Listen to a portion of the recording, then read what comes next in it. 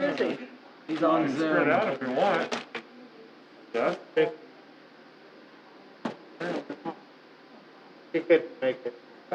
Because we changed the Because date. he changed the date. You could move that chair back if you want, Diane, if that'll So help. these are these. No.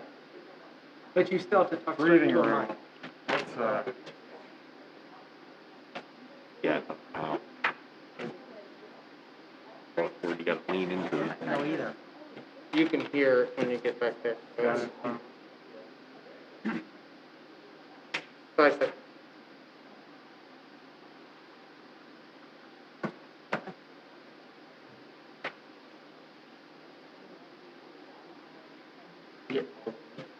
Yes, now I can get in. Get Good. this Yeah. up. All right, call this meeting to order.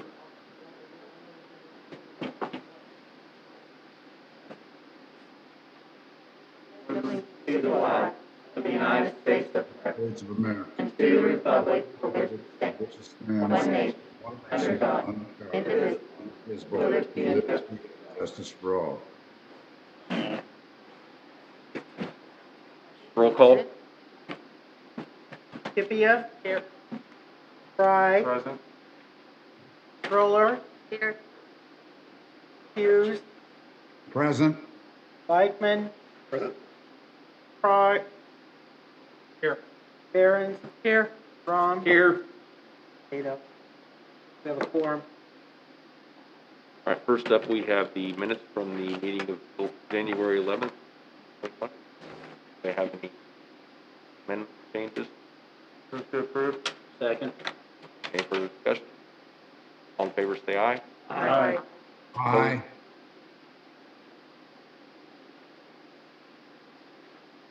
Okay, next up, we have public comments. Is anybody here for the public comment section? He's on the agenda. Yeah, you're on the agenda. Okay, first up, we have the community signage plan. Maureen, Chris.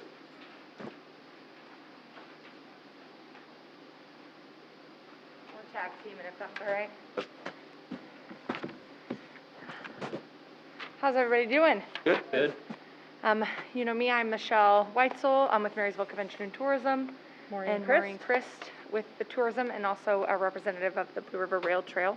Make sure you're speaking into Oh, sorry. Am I okay? Aim it, I think. We're here tonight to talk about our community signage plan. If you remember right, we came before you last summer, maybe June, and requested funding for to be put in the budget for a signage program, a comprehensive signage program to be put in place in Marysville. Just a quick refresh on kind of how we got here. I became director in 2017. Maureen joined our committee about that time, and it was just something that I feel like a lot of people had talked about for a long time, was a signage program that everything looked the same and had great wayfinding and things like that. The committee started out with a few more people on it, went through a lot of revisions, and we kind of never really went anywhere with it, to be honest. You know, we're on year 4 of this now, and feel like we are ready to move forward and really do this for our community. If you remember right, the First Impressions program that Marysville Main Street sponsored through K-State Research and Extension told us, you have a lot of great things in Marysville, but we don't know where anything is. That's almost the exact words that the folks from Lindsborg said to us.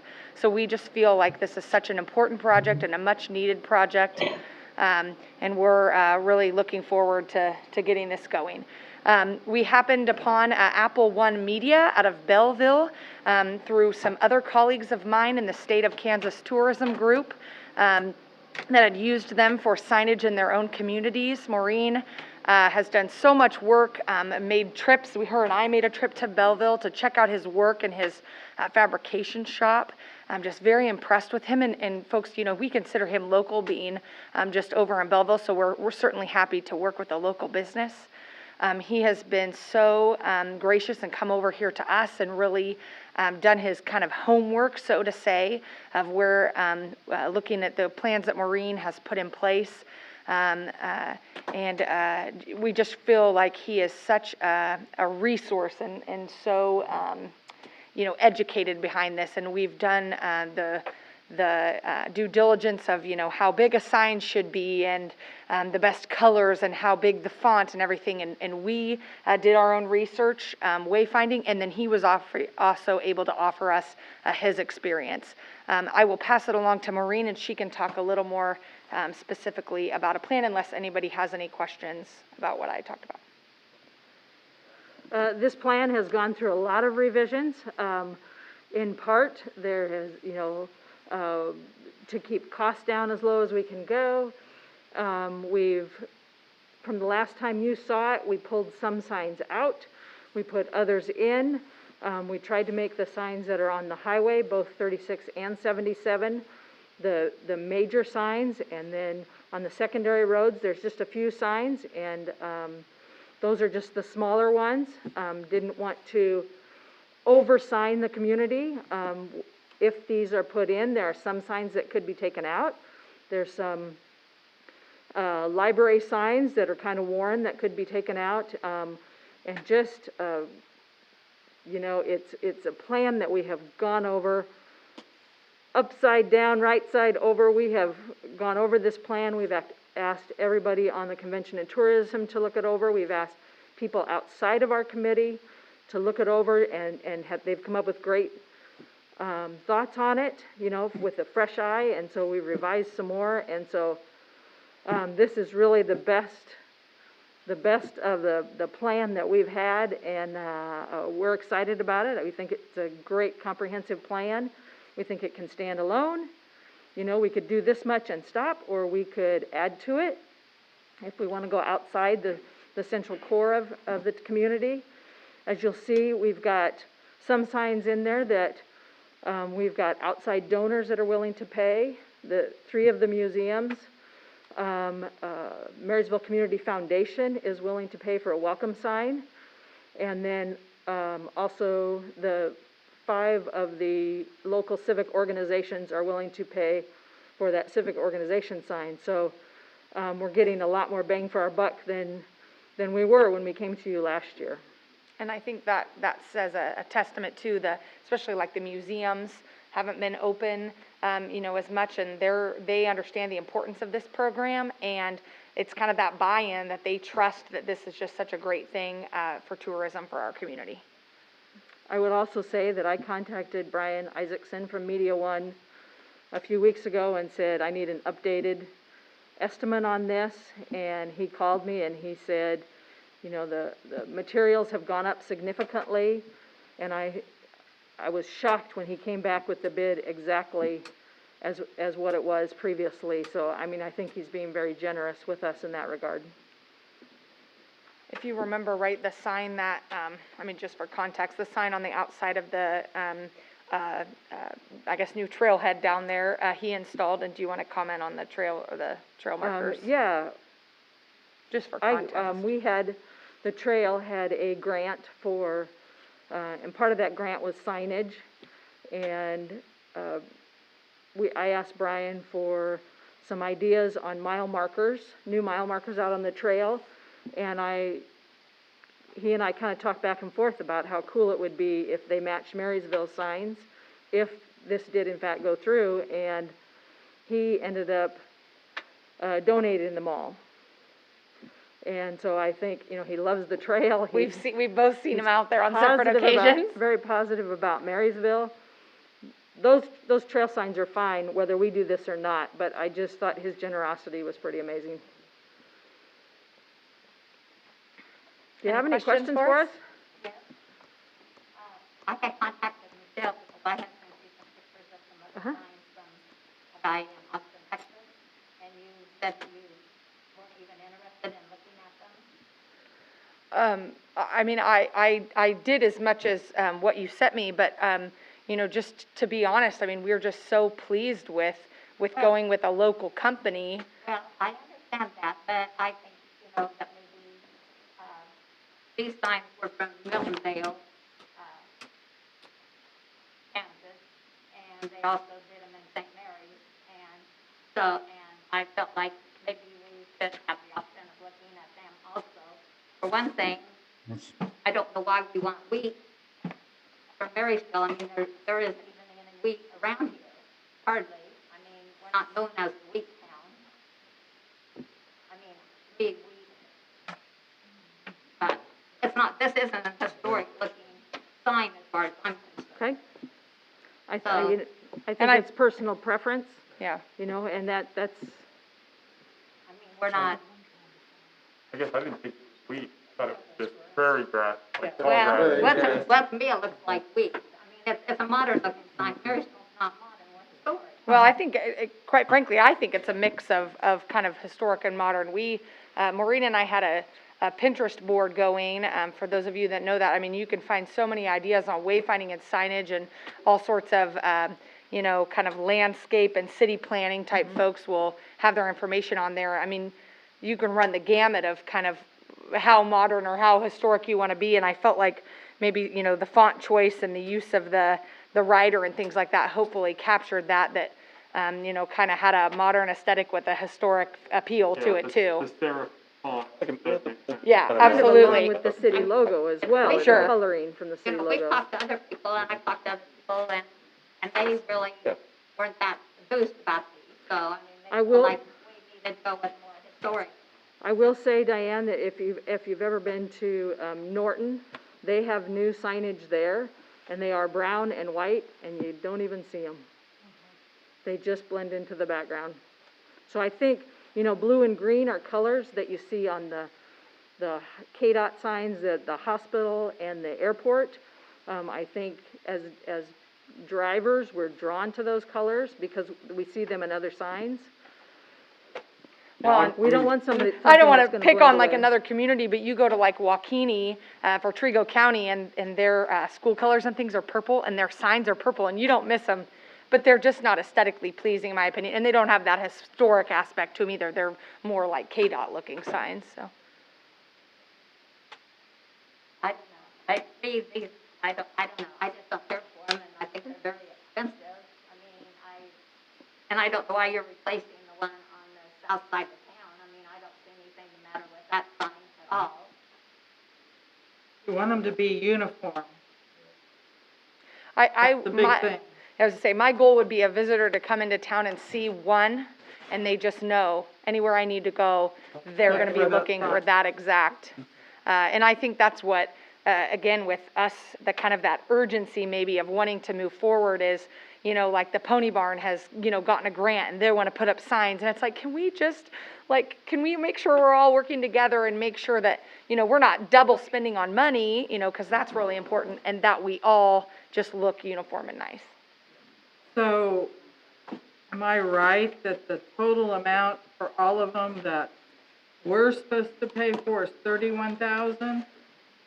And then the other, sheet is 22,000 that other people are paying for? Correct.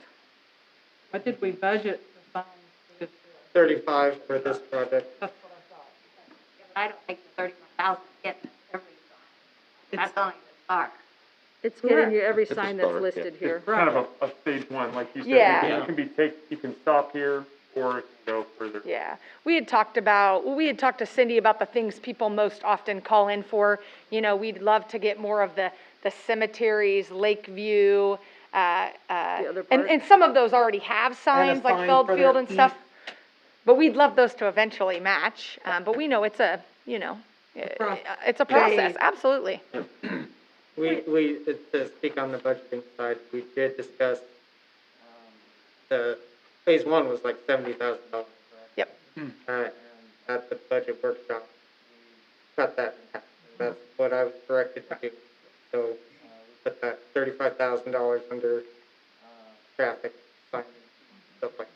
And if I can comment, y'all, I mean, I know you know Maureen is a volunteer extraordinaire, but I mean, we have come through this so much, and Maureen has just put so much time into making sure we are, like you said, we could, you know, if we couldn't afford it next year, that we've got such a solid plan here that covers things. Not everything, but I really do think it is the best reiteration. I think we're at the point where we feel really, really good about it. Where's this welcome sign supposed to go here? That's not included. Just Where for- had you planned on putting That was just another option when Brian was coming up with possible options when he was designing the signs.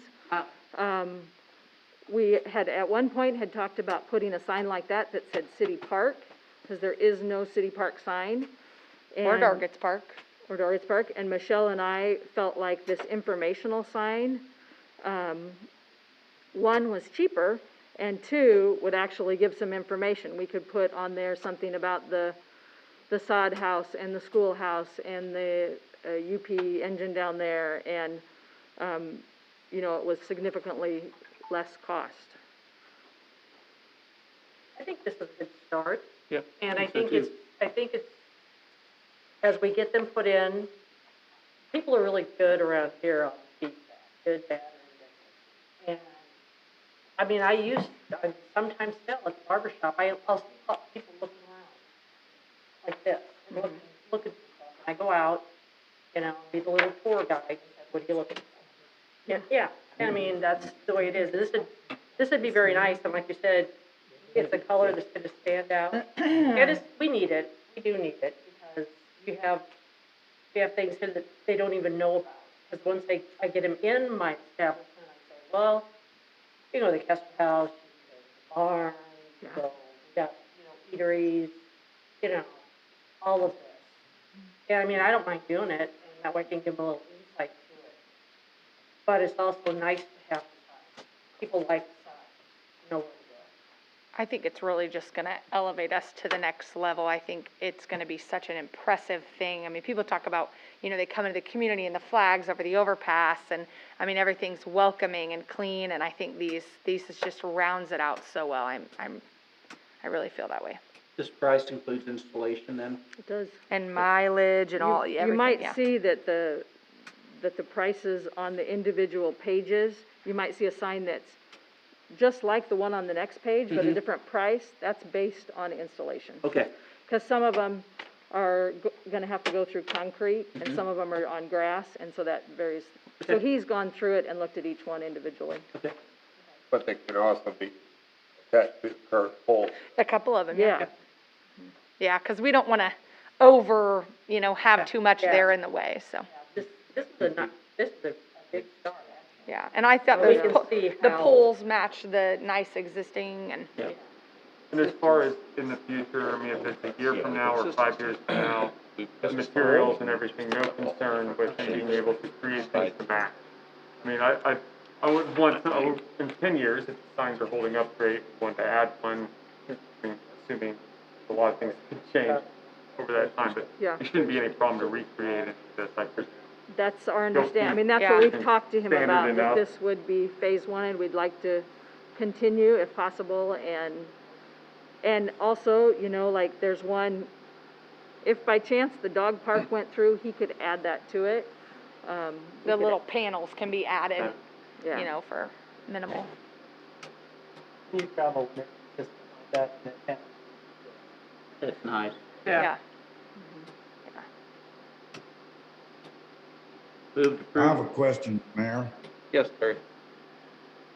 Yes, I'm having trouble with your sound system, so I'm not hearing a lot what you're saying, but I know you've put this problem together. I can hear Marina and Michelle real good, but the rest of you, I'm having trouble. My question is, after you put this all together, did you present it to somebody else or more than one other else and get an idea about what it might, get estimates from a couple of other people with the plan that you come up with, instead of just all of a sudden going with one? We did not That's on my this question. exact plan. This plan was, Brian Isaacson from Media One designed these. But I will say that Michelle and I have gone to other communities. We have researched online, and I quite honestly was shocked that this is all it cost. There are communities that were spending over $100,000 on signage, and so we liked him. We liked what he was doing for us. We liked the design, and we did not. This is his design, so I'm not sure, you know, if we went to somebody else, they would have to come up with a whole design from the beginning to give us an equivalent price or a fair price, I guess. I understand that, but really the city, I've watched the city's policy's always been kind of get at least 2 bids. And for us to say to do something, even though we budgeted money, to do it without getting some other bids, I don't think is fair. Now, you're gonna be putting in a partial, you've been putting money in on the golf, for the signage. This is your group helping with the signage, or this on top? The business. Some of the The museums. businesses on this page, Yeah. and more museums are paying for $22,000. Yeah. See, and it's kind of hard to send it out for bid, Terry, when we already have people that are ready to put money in.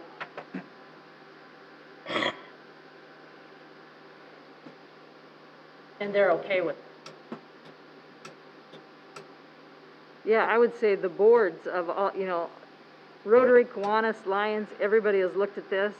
They're like, the when Community can we Foundation- send our check and where do we send it Community to? Foundation has looked at it. What was the other one?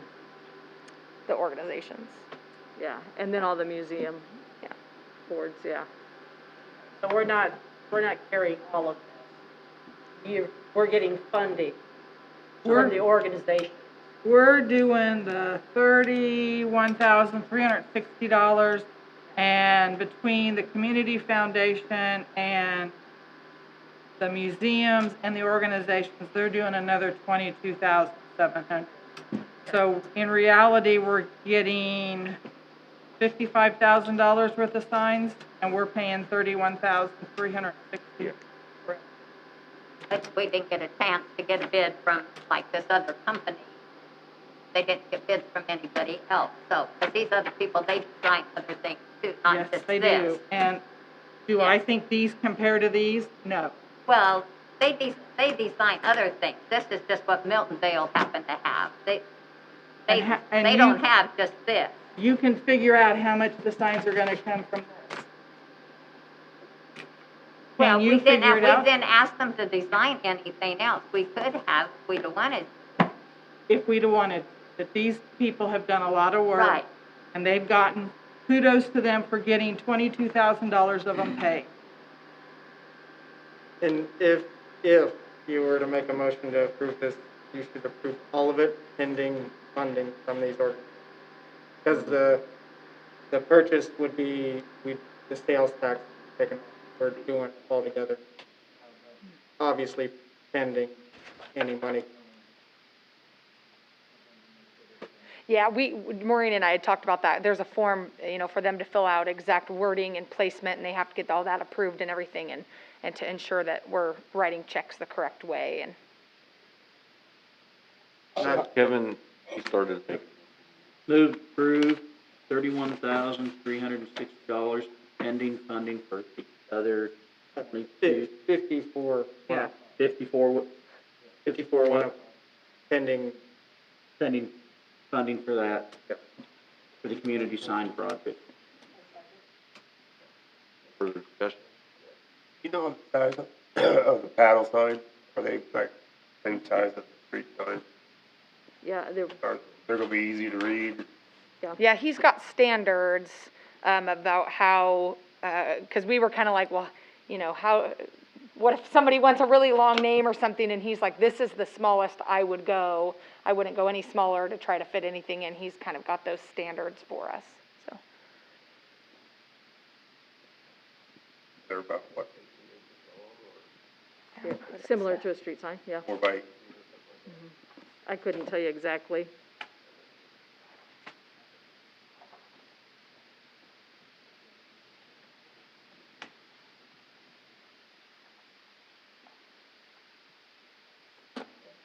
Any further discussion?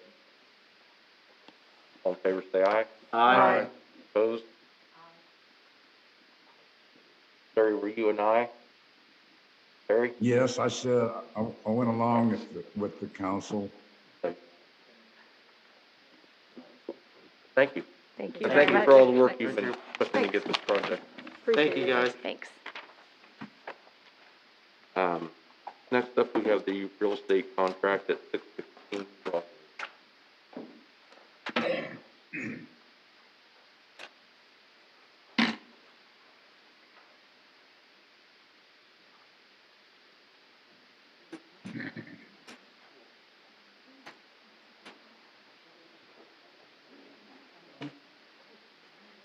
Huh? No, so,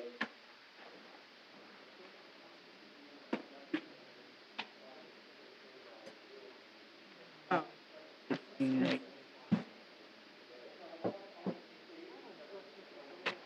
yep.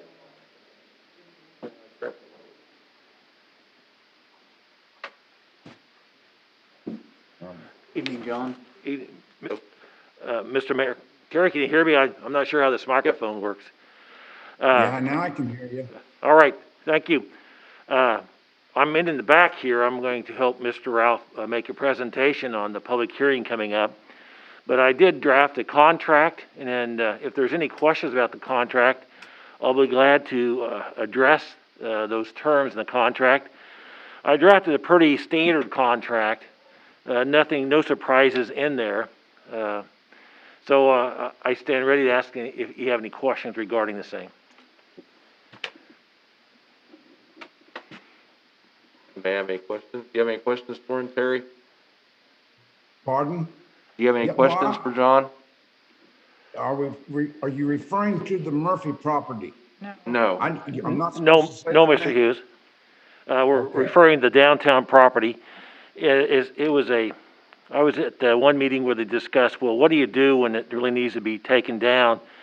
We're gonna incur these costs. Is there a way to kind of minimize the cost exposure to the city and make sure it's done safely so it doesn't affect the murals? And so it was brought up, that, well, maybe you should go to the, owner and see if they'd sell it, maybe they could save some money and make sure it's done properly. I don't think there's any, any understanding that these buildings can be used. I don't think they are. Pretty dilapidated.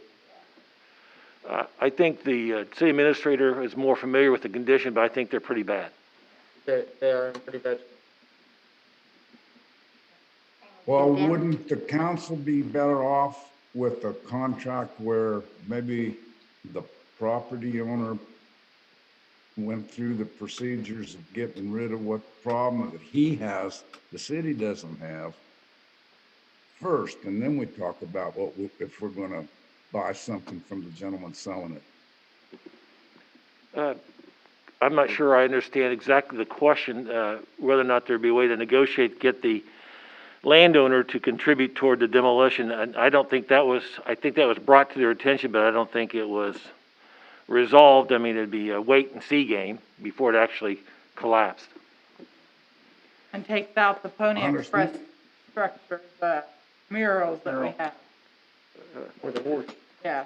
There's pieces falling off those buildings. Mhm. Yeah. Down there, right behind where the murals are at. Right. There's big chunks of stucco, and then on the, North side, it's on the sidewalk. yeah, there's bricks coming off and falling out on the sidewalk and in the doorways. So, I mean, I think that it's been proven there is no interest on keeping them maintained is the problem. And so that's why we're here now. Number one, we're gonna utilize, I'm sure, as a city and turn that into a green space. I don't know exactly for sure, but we'll turn it maybe into a green space when we have the car shows and all the other festivities we have here. But as of right now, we're gonna be liable, possibly liable, if we are having some sort of event and somebody gets hurt. You know, we'll have to go, I'm sure the city will be added in on the litigation for letting them stand. Claims of the Tort Claims Act is always difficult to ascertain. I mean, it is somebody else's property. And they've been cautioned about keeping it up. There's only so much can be expected from a governmental unit. One thing I was uncertain in doing my research, if the there's a wall, it's a party wall, or it's a wall separate and distinct. There may be, if you take it down and buy it, there may be some expense of maintaining a party wall, if it is a party wall. I couldn't find nothing. But can we condemn it, make him take it down? That's the issue. If you condemn it, and then it is, probably would, there's evidence to support that, I would believe. The question is, would that add to the cost? And so there's a question of how to recover those costs and minimize those costs. It's not always an easy decision because those costs are really hard to recover at times. If we condemn it, then he doesn't have to tear it down. No, we could condemn it, force him to tear it down. I think the question is more whether council feels that the city could find use for that property. You could always condemn it and force him to tear it down, but then I'd imagine go through that process, he's probably not going to be very happy to sell that property to the city. Especially for I this price. wouldn't, not for that price. Plus the projected, do we want to protect the mural? That's the biggest part of it. Yeah. Hey, John, if we condemn it, does he have to tear it down, or do we tear it down and he still keeps the property? We'll go through that more length with the hearing coming up, but the process was you set it for a hearing, and if the evidence shows it needs to be taken down, the council would issue a order to abate the nuisance and take down the property. If it's not taken down within 60 days, the council would then have legal authority to proceed on its own to take it down. But then we And then still we- don't own it after that. Yeah. We just own the amount of money we owe. Typically, you would assess those costs against the property and attempt to collect it through the tax rolls. There is a civil action you could take and attempt to collect it civilly. So, the chance of getting the money Mr. are Mayor? very good. Yes, Barry? Yes? Yes, that is, in our present situation there, the person that owns it has got to be do they not have to be responsible for the liability if their property does something to somebody else's property? I Why think, doesn't he take care of that first? And then we talk about whether we want to buy it or what he wants to do with it, how he wants to sell it. But he should have to take care of his own, be liable for his own property right now. that's correct. I think we discussed a little bit earlier, that would be his obligation to do so. The additional consideration, well, if something fell off and hit the murals, then what happens? Those murals are artwork, and I'm not sure how they could be replaced or repaired. It's a balancing test. I understand that, but I do think that I'm sure that most property owners have liability insurance for the damage their property causes to other folks' property. And I'm sure he's insured if we let him keep his building there forever. On the other hand, if his building does some damage to the city, he's responsible. I don't know why we're jumping. If we jump in and do something before then, I think we're getting the cart before the horse. That's all I have to say about it. If I remember correctly, the city's already done something.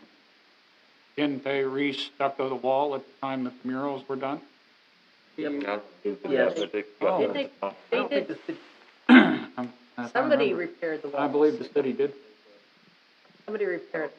We'd have to look it up, but I'm pretty sure that the city's already done some to try and extend the life of the building.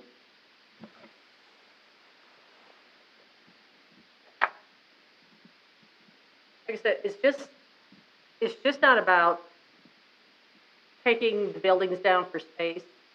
The reason, and understandable, those murals are one of a kind. And they can be insured for whatever you want. But trying to find and get repair done on them is gonna be another matter, if something happens. I think we buy them, then we're having to pay to tear the thing down, and that's costing us money too. So let's say, Diane, we condemn it, he tears it down, it cost him $40,000 to tear it down. just, he's not gonna sell that property for us for $10,000.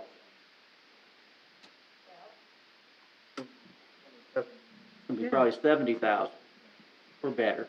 Then the next step is he has to maintain it on top of that. He has to mow it, he has to keep it looking nice, everything like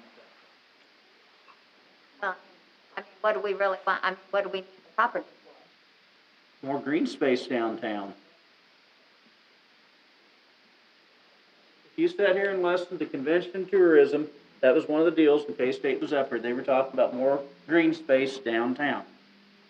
Green space, or possibly in the future, a building for the visitor center to house all of the different entities. If you notice, when we do have these events, people are over by the pony. They're over there on the grass, and they enjoy it. And even if we don't keep it like that, it'd be good to have for the time being till we decided to do something else.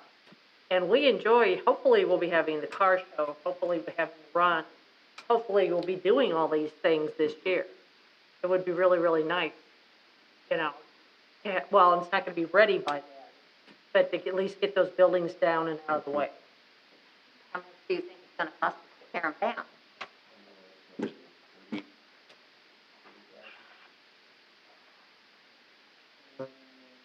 $30.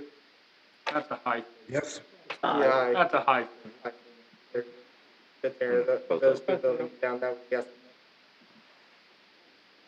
Move to approve real estate sales contract, 616 Broadway and 618 Broadway, sum of $10,000. Second. Any further discussion? All in favor, say aye. Aye. Opposed? opposed, Were you a yes? Opposed?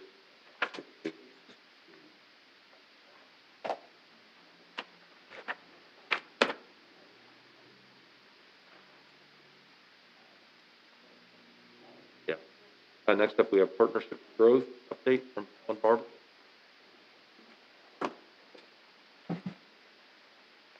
Hi, good to see you tonight. I just want to thank you again for supporting us this new year. And I just want to update you a little bit about the ending of last year and then what kind of projects I'm involved in for you this year. Last year, of course, we finished up the COVID grant, and the pandemic did a number on everybody, but especially on our businesses. So the bright spot was that we had some government money to come and help our businesses. And after I was finished with the COVID grant, the county was given a Spark grant, which was, they asked me to administer that to the rest of the county. That had different requirements, and so I opened it up to the county, and there were 4 qualifications for that grant, and 3 of those were Marysville businesses. 1 was a nonprofit. And after working with them, about $32,000 was able to be split up between those 3 businesses, and they were all for Marysville. So I was pleased to see that. At the end of the year, I also brought in the idea of a Discovery Center play space for Marysville, brought to us through the Topeka Children's Discovery Group. And the council gave me permission to go ahead and pursue that. So Austin and I met with the administrators this last week to talk about the next steps and what that would entail. So I'm going to ask Austin to go ahead and present what he feels was most important about that.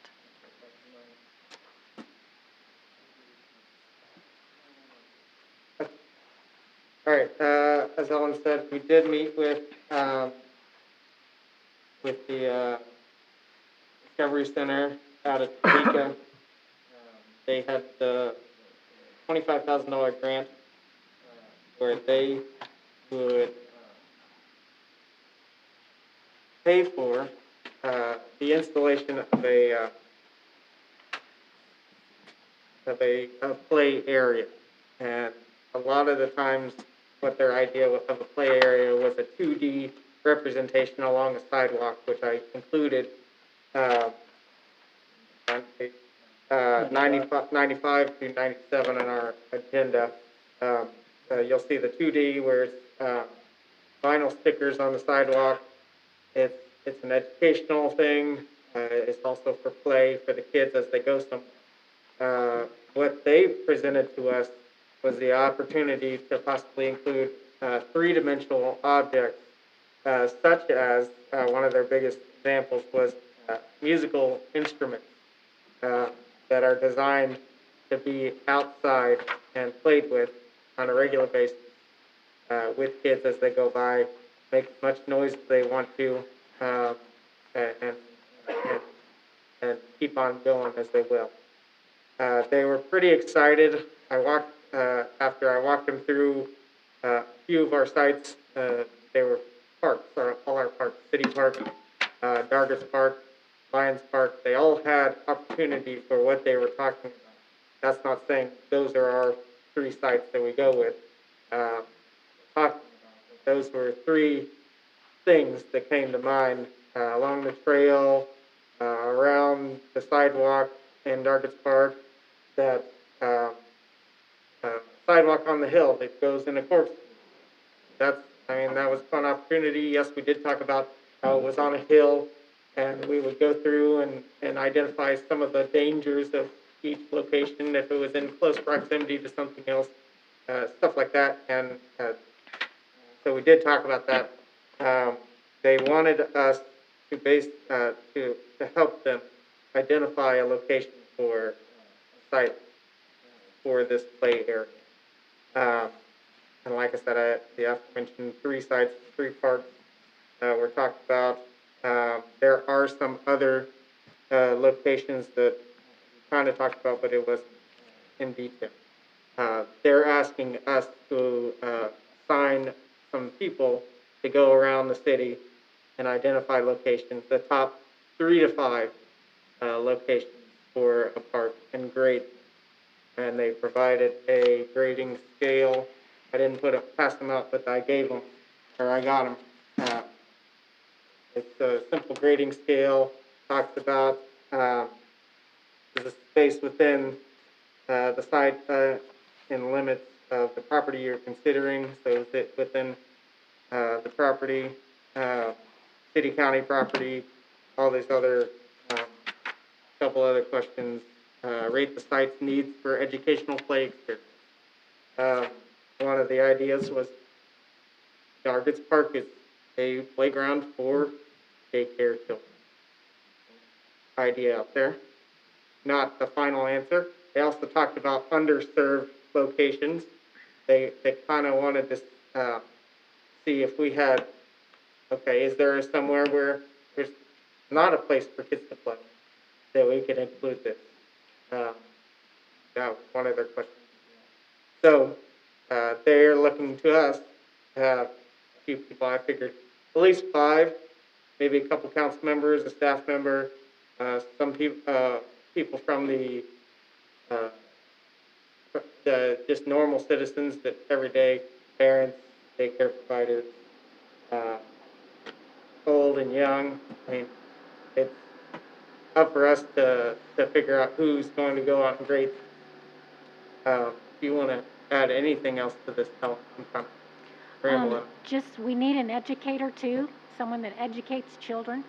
So basically, yes, not just to do the scorecard, but also as a committee that would help design the project. And I want to share Austin's idea. I thought it was brilliant. One of the things they said we could do is use a theme, a historical theme from our area. Well, first thing I thought of was black squirrels, and, Austin said, well, what about Pony Express?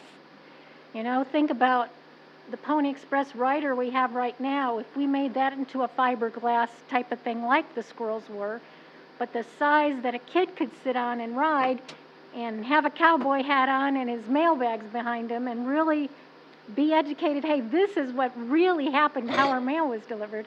That gets me excited to do something for our city. There's also UP Railroad. there's all kinds of things we could take to make a 3D idea.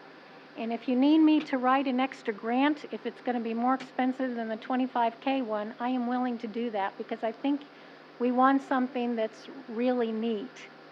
So, that's just what I wanted to say is the administrators are really excited about this. I saw Austin get really excited about it. I think it's got some really cool ways we could develop it. So if you're interested in it, I just say tell Austin that you are interested in being on the committee, and we need to probably get something set up here in a couple weeks.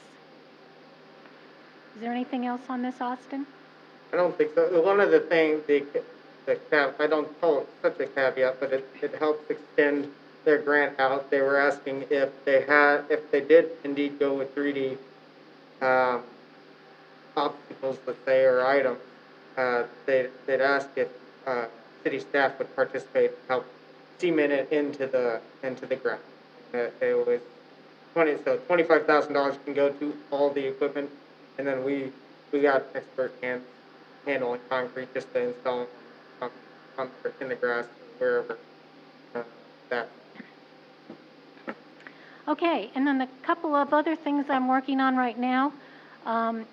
I wanted to do a business park economic impact study, and the best way I felt to do that for our new property is to look at our property we've already got that has a business park on it, and bring to the council what kind of impact our earlier business park has had on this area, so that we can see how a new one might affect us as well. I'd like to bring you as many facts as I can so you can make good decisions. The other thing that I'm working on right now is to work with Landall in order to increase their workforce. Right now, they employ about 876 people. If you think about the pandemic, and if they were shut down, what would Marysville and the area have looked like? It would have been very, very different. And so they are really struggling right now since they did not have any issues. They've been able to continue to do well during the pandemic. They still need employees very badly. So I'm working with a team from Landall's to figure out how to increase their workforce and keep our largest employer stable. It's so important that we support our local businesses. So I will bring you more details as that gets going. But thank you tonight for your support, and I will catch up with you soon, I'm sure. Thank you, Ellen. Thank you, Ellen.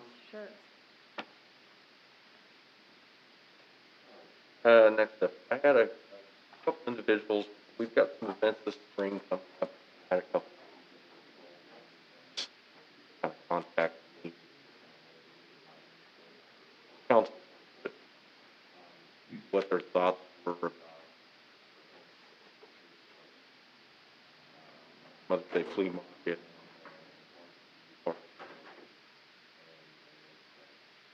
Because we're getting to the point where they need to start making arrangements for human stuff.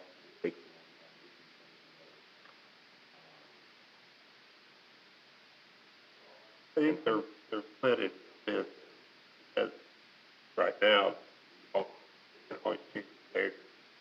And I feel like it's too long. And we've got the vaccine coming, and Mother's Day flea market. Yeah, we're gonna have to be conscious if we're, for a while, depends, on the weather. But we're outside and away from each other. And I think after what we've gone through here, like the rest of the United States lockdown, I think the best thing for morale and getting people feeling better would be to go ahead and have our event. I don't know if they're talking about the run this year, and then the car show. So, hopefully, and they're all outdoor events. That's the great thing. They're all outside. People can go outside. And the numbers shown last summer, it did go down. Yeah. Curve did go down. Well, and until, like I said, the shots, if we get the shots here, except, you know, they have for the emergency people and the medical people, but for us, you know, for us to get it, it's gonna be a little bit. And that's just the way it is. So, we're gonna still have that roller coaster probably for a while. But, you know, it is what it is. What about the indoor events that are already planned and they're having? Like what? Well, they're having something at the Lee Dam Center the last weekend in January. 2 shows in one day. Well, you know,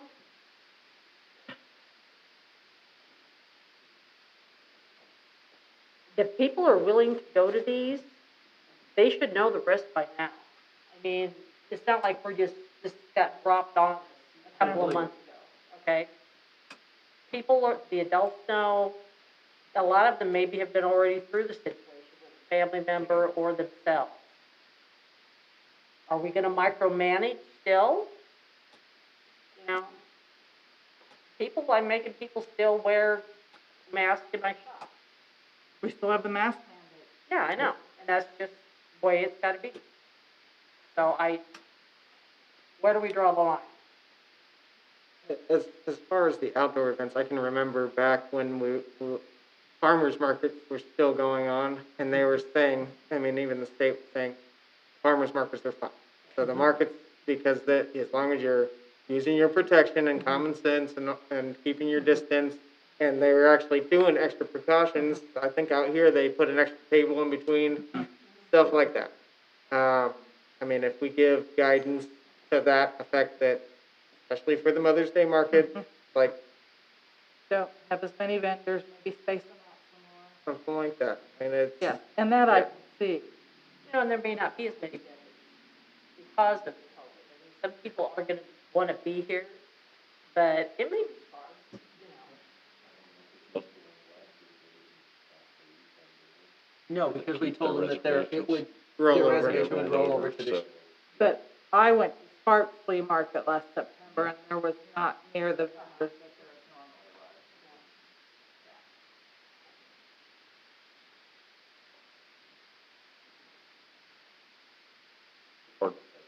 was. Yep. Yeah. I would think we'd Ways down the line, yeah. Mm-hmm.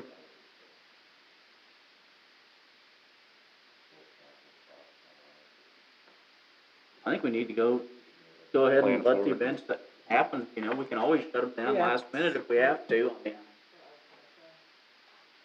mean, lower. Right. Next up, we have a hearing on condemnation of 205.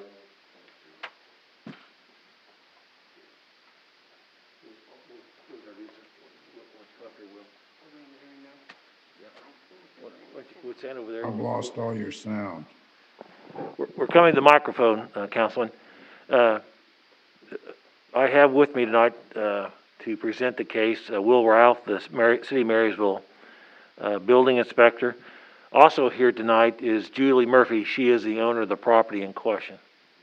And, she'll be addressing the council, and, we'd like just to review a summary of the, information that's previously been provided, to the council in a packet form. In this case, I would point out, probably in the other case we just talked about, it hasn't really emphasized, especially downtown, as a property owner downtown, concern about fire. I mean, that is a concern. Here we actually hired an engineer, a structural engineer, to evaluate the property. It's the engineer's out of Waterville, Kansas, and the report, it should have been part of your informational packet. And there was significant structural problems with the property, and the roof is collapsing in one part of it. Poses, I think, safety considerations for Mrs. Murphy, who's living there now. Are you still living at the? Okay. I would like to let Mr. Ralph kind of briefly, he did another report besides this engineer, give his assessment, and then we'll turn it over to Mrs. Murphy for her comments. Mr. Ralph, why don't you come forward? The microphone has difficulty picking it up. If you're gonna have to lean into it. Okay. And council, when I went up and inspected this, the roof section on the west side is definitely got very bad structural damage there. On that, the north 3 apartments and the west 2 apartments, nobody could live in those. As I said right now, you couldn't go in there and do it and live in them. The 3 on the other side, we didn't actually get in and see the insides. From the outside, there's some windows broken still. The roof is in very bad shape all around. Like, the shingles are in bad shape. So, if you guys got any questions on any of it. Mr. Ralph, was there any holes in the roof that you could see, or? Yes, Explain the holes. It'd be the west slope of the roof there is a hole there, and when we went inside in that apartment, you could see straight down, the ceiling had fallen down there. There was damage to the roof trusses, and water had been leaking on the floor. We didn't actually go down in the basement and look from the bottom side on if the floor joists were bad. They were a little soft, but not terrible. Were you seeing mold anywhere? I did not. Could they be gutted and rebuilt? I mean, It's something that could be gutted and rebuilt. You're looking probably over $100,000 to gut that thing and rebuild it. but because it is a nice, it's brick, so I mean. It is. It's brick. There'd have to be work done on the outside. The storm drains, or the gutters, they drain down and they don't go anywhere. They're just right there to the foundation, so they're causing more structural damage. So we'd have to get the ground sloped right and everything. What were you talking about, the ventilation? Ventilation, it's in our code that there has to be enough ventilation in each room. In here with the windows, there's not enough windows in each apartment to get the ventilation.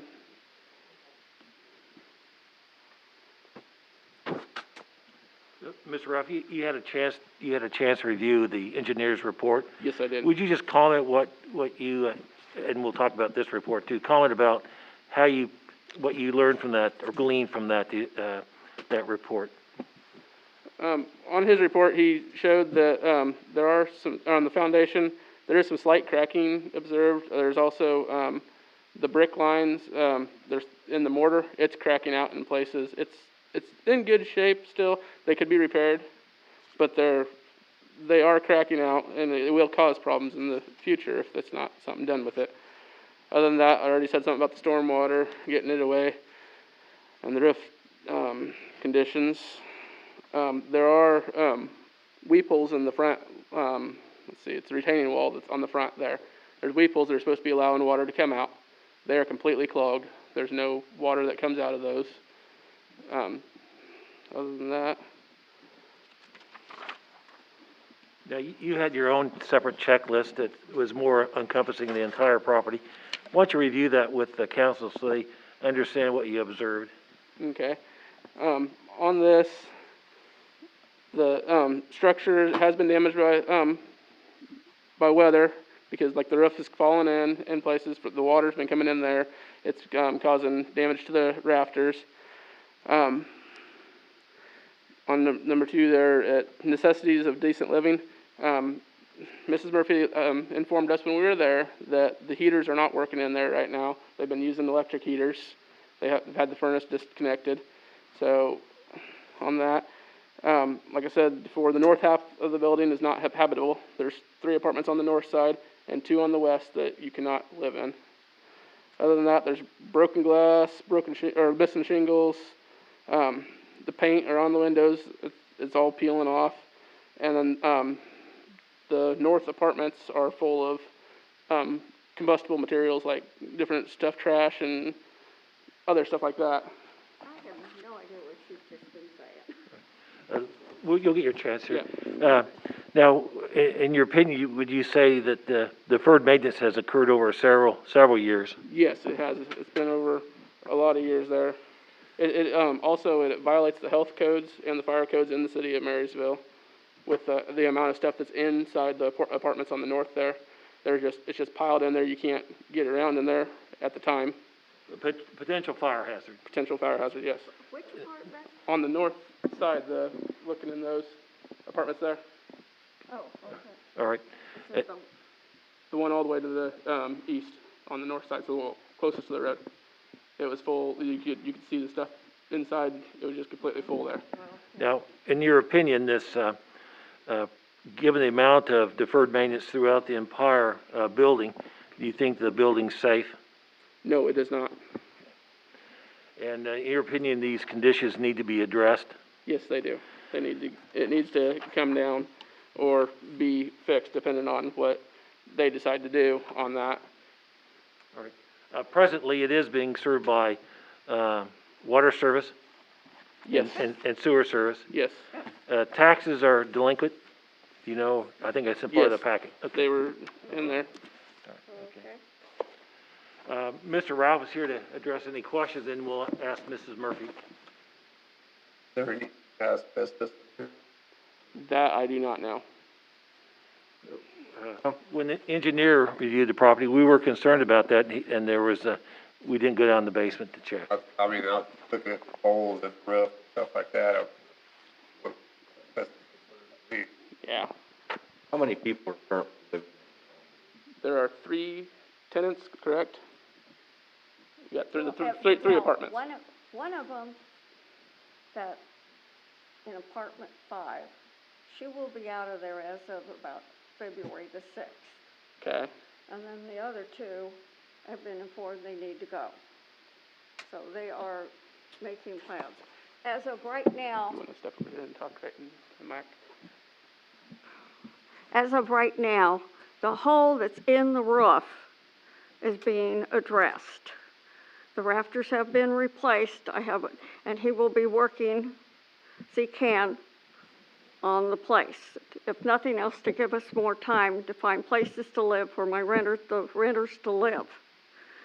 So he has fixed the rafters that were bad, and we'll be doing something with the windows, I'm not sure, but he's going to be slowly working on things here and there. Like I said, and I've had a realtor that has called me just Monday and said she definitely has somebody that wants to look at it, and I think he's nuts, but he wants to work on a project. And I said, more power to him. So basically, right now, my goal is if you can just give us enough time, because I've been working, and I know Kevin can say we've been having trash galore coming out of it. I could go into it, but it doesn't need to be. Anyway, I probably at least have 2 more months, if not more, to get all the junk that is there, because I'll just be honest, Mike was a hoarder. He would not allow me to throw anything away. I'm finding things that were, oh my God, it's been a mess. It's been a nightmare. So we're trying to get the stuff, and Jeff said he'd just keep helping me a little bit here and there as he's got time to do it, to at least fix it so that we can stay a little bit longer. But yeah, I'm wanting to get rid of it. It's time to get rid of it. I need to get rid of the memories from there. So that's all I'm asking for right now, just a little more time. So like, how much time do you think you need? If just to get my stuff out. Into April, beginning of May, something like that, because I'm going to be getting out of there. 1st of May, that's what, 3 months? 4 months? Is that, what, 4 or 3 months? 3 months. 3 or 4 months. 90 days. If you saw yeah, it's a mess. I've had dumpster after dumpster after dumpster, just, and it's all, oh my God. I'm trying to get the roof done enough so that we can get in get in a different place. I think we may have got someplace, but it's gonna take me at least that much to finish cleaning out the things, and some of it just may have to stay. I don't know. If this guy, evidently, whoever, the real estate person said they're very interested in it, I'm gonna go ahead and list it. Some people like a challenge. This is a challenge. And some people think it's a great idea. He said he can do this, and okay, more power to you. I don't know. But if you can just give me time, that's all I'm asking for. I'm not trying to argue. I'm not trying to just say, give me time to get out of there and get my stuff out of there. That's all I want. Do you think you can be out by the end of April, May 1st, or are you gonna need more time? Somewhere around the end of April, beginning of May, yes. Ms. Murphy, do you think the property's unsafe, needs repair? Huh? Do you think the property's unsafe? I have been living there for I don't know how long, and I don't feel like it's safe. I am going ahead and getting the renters out of there, get them gone, but I don't feel like it's unsafe. Well, on the north side of the apartments, when was the last time that somebody occupied them?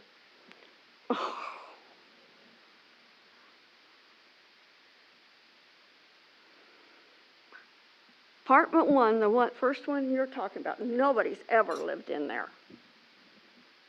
None of those apartments are inhabitable or habitable? The first one is not. It's really never been since we bought the place. The second one was somewhat, but no, it's called Poor Renters, and so I haven't put anybody in 1, 2, and 3 forever. The midsection where the roof is falling down, are any of those apartments are being occupied at the present time? No. They're inhabitable because the roof's falling down, is that correct? Yeah, and I had some renters that decided they needed party hardy in there. Now, you said you're making who's making repairs on the property? A guy named Jeff Saylor. He's gonna start, he's already worked on part of the roof that was bad. It's just, I'm gonna have enough of it done just to buy me more time. It's not gonna be. He owns properties in Blue Rapids that are subject to public nuisance right now, is that right? Right, as I understand it anyway. I'm just wanting to buy some time to get my stuff out of there. And I don't at any time feel unsafe in there. Anything else you would like to tell the council? Probably after I go home. 2 o'clock in the morning, you know how that goes. That's all I don't at any time. If I felt at any time that place was unsafe, I would move me and my son and the dog out of there. I think you all know how important the dog is. So, yeah, that's all I want. Just Mr. Mayor? last of April, Yes. beginning of May. Yes, if Barry. we can get me out of there, because I'm planning on, I think I've got someplace to live, but it's just going through, oh, jeez. Yeah. Yes, Barry. Yes, Ms. Mayor, have you been, given a time limit? Have you asked for help before? I mean, an extension of time, or is this your first time? This is the first time. Yes, this is my first time. First time. Well, it's kind of been, the city's always given lots of people here in town a time or two to get this stuff taken care of, so I don't know but what there should be a way to have a little bit of an extension here. To be clear, this property has come into some nuisances in the past that have had to been abated. I understand. We got 2 or 3 of them here in town like that. I understand that, but they've always got an extension. In fact, one of them there, we talked last meeting about, it's about the 3rd time, and And at least there ought to be at least one extension allowed here. Well, this sounds like If somebody's, she hasn't, this is her first time up in front of us. It isn't like this is a repetitive problem. And she's just asking for time to get her stuff to get it out. It isn't like she's telling us something else we know is not gonna happen. Let me just go through the Okay. time parameters. This was, a resolution was, published to set up for hearing, and that's why we're appearing here tonight. The next step is always under control of the city council. The council tonight could say, we're not gonna move on a resolution, we're gonna extend it, not do anything. Next, the council could say, we're gonna condemn it, and then in 6 days, we'll look at it, but you control the timing when the actual work is gonna be done. So, at all times, you'll have control of the timing with respect to, any action taken on the property. That lies solely within the discretion of the council. So, like I said, the only thing I'm asking is let us, yeah, I'll probably be staying there some, but we're gonna be trying to move, going to try to get at least the roof so that it's a little better for a little while. And get some of the stuff, if nothing else, we'll go get some plywood and board up all the windows. That takes care of that problem for a little bit. I'm just trying to get just enough time to get stuff out. That's all I'm asking. I'm not saying don't do this, and I'm going to put it on the market because somebody. Hey, John, I got for condemnation, can you clarify if, let's say, the council decides to condemn it tonight, does that automatically mean nobody can live there, or if they can live there while they're repairing? I would, if you, do that resolution, I'd probably have it posted that, the conditions, nuisance condition has to be abated within 60 days. That gives everybody who's trying to occupy a fair warning that something's amiss. So they can live there in those 60 days? Right. This is not an eviction process. Is it just 60 days, John, for bids to go out? Well, once again, the statute says you give the owner 60 days to cure the problem. Here, if I can move over here. Cure the problem. And if it's not done in 68, that's when the council decides when to take action. Now, in Frankfurt, we did a grain elevator, and it was a problem. It's been condemned for a year, and trying to find funding because of the structure itself. And it's probably going to happen this year. So it took maybe a year to year and a half, maybe 2 years to even get it addressed. All properties different. Area Tip was trying to make it safe, but that was a large project. I just personally wasn't gonna feel comfortable if at the end of those 60 days, she was gonna get, the sheriff tossing around. That's, Well, you control the timing again. yeah, thank you for explaining that, 'cause that's what I personally was kind of worried about. And I don't know if the city administrator's got any estimates, or Mr. Ralph's got an estimate to, if it had to be taken down, what it would cost. It'd be a large project. It may take time to find appropriate contractor. They estimated 30 to 35,000. Take it down. If what's happened in the past is, yes, extensions have been given. What I would, and maybe John could back me up on this, what I would probably advise that you're going to do something, do it now, and then still, like John said, you still control the timeline, but your teeth are already out. And it's been a problem in the past that, yeah, extend it, and then all of a sudden we're way past. It's been a problem, but doing the condemnation does not say that you can't give her an extra 30 days after the 60. So I mean, you keep going with the process, then we're committed, and then we don't have to do it again. if council would condemn it, does that create any problem? Sell property, or trying to sell the property? If they pass, in either way, because you published already, the new owner's is aware of it because it was published. And, But it's not anything that would stop her from selling it, and somebody's from safe, that somebody bought it, they want to let's fix say it up, tonight they she can deeds keep it over to somebody. Does that stop or interfere with the process? No. But somebody else buys it, and then they want to fix it up. I would say they'd come back in here and submit a plan, say, look, we're gonna do X, Y, and Z. Council, would you hold up? This property generates tax revenue, don't take it down. That would be the presentation I would make, and then have a plan for the council to look at and have progress markers so they know work is being done. I think the intent is not to take down property, but to make sure they're safe and consistent with the city code.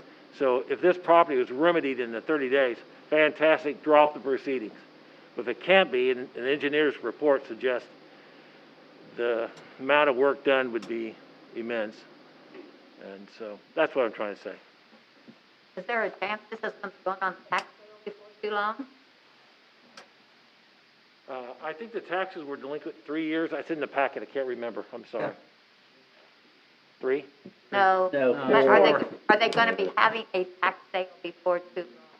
Well, they may have a tax sale, but this property is not one of them. It wouldn't be on This the property tax. itself, no, but it'd be eligible for next time. Okay.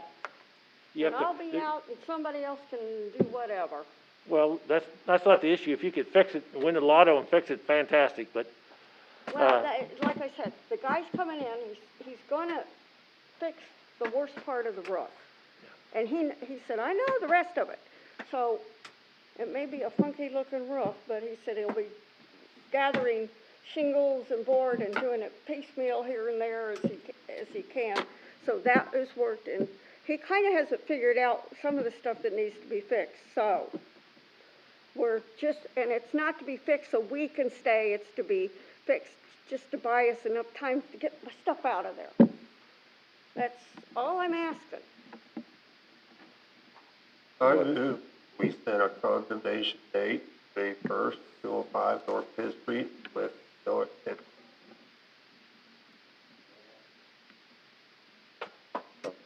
That gives you till May the 1st to get everything out. and that would be the date that you could take action, not take action. It just depends. I mean, you know, let's say she's almost out, you could always do Right. something then. You control the timing when you actually want to condemn. I think we talked about bidding process. Maybe this is one, because it's a large project, you want to have a couple bids. I know there's a couple firms in town that would do this type of work. But we could vote, the council could vote to condemn tonight, give 90 days to come back in front of the council at 90 days. That's correct. And to Okay, I clean the stuff up. retract the motion, make another motion for condemnation tonight, 205 North 10th Street, 90 days. What did you say? Condemn it, and then we're gonna be back for the condemnation hearing in 90 days. I can't hear you either, Bobby, I'm sorry. You'll be back, the condemnation hearing will be in 90 days, Okay, okay? We're giving you 90 gotcha. days. Was that, I'm not being dense, I can't hear worth a hoot. second? One ear and I'm sorry. Any further discussion? Could I ask, I couldn't hear the voices all the time you were talking there. Now, have you given her an extension or for the hearing or what? The motion is to condemn tonight and give her 90 days, which she's coming back in front of the council when we would make a decision. Is to repair. Yeah. Condemned tonight, and then 90 days, what happens? I couldn't hear that either. Well, in 90 days, she'll come back in front of council and we'll see what progress has been made, if she's got stuff moved out of there, and make a decision at that point how to proceed. We've been down this road before, and no progress is ever made in the past on other people. Well, just heard her side. Well, I know, but it's So just I the fact think that this we've is a been little down this different. road. Yeah, I know, and, yeah. If I could suggest on the motion, because you still have to publish a resolution saying that it has to be, abated, the nuisance conditions have to be abated. I would suggest you authorize the mayor to sign it and have it published, and then let the 90 days click off and come back for review. Come back in 90 days and reevaluate, or is that it? We'll see where you're at. Okay. At that time, Hopefully I'm gonna be straight with you. Of course, we want it. In 90 days, they could say, take it down. Do first Okay. meeting and Okay. Hey, first meeting. All right, Yeah, that's, be a little bit. yep. And the resolution allows her that time to fix the problem. If it's fixed, I would say stop the process. Okay.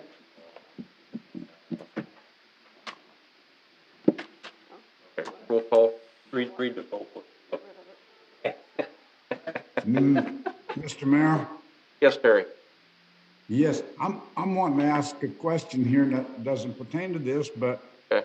every time John goes over there and pushes that button and talks, he really comes out good. But are you guys punching your buttons too, or don't you have to? We don't have can't mute to. these. These stay on all the time up here. In the back, I could hear when Mr. Bikeman had talked to the mayor, it sounded like it's picked up by Cindy Hawley's mic, and so It there is was a little Ken bit. Garble, so. We just gotta speak right into the mic. Okay, because I miss all the council's talk, but I could hear John real good. The motion is to condemn tonight and have the mayor sign the resolution to publish, to come back at the first meeting in May to see if there has been any progress or if the condemnation continues. If the property's been rehabilitated. Property's rebuilt. Any further discussion? And work on being in the bill of being. Roll call? Hippiah? Supposed to be yes on this. Yeah, yes, sir. Yeah. Fry? Yes. Roller? Yes. Hughes? Yes. Bikeman? Yes. Price? Yes. Barron? Yes. Drum? Yes. 8-0. Thanks, Julie. Thanks, Julie. Thank you.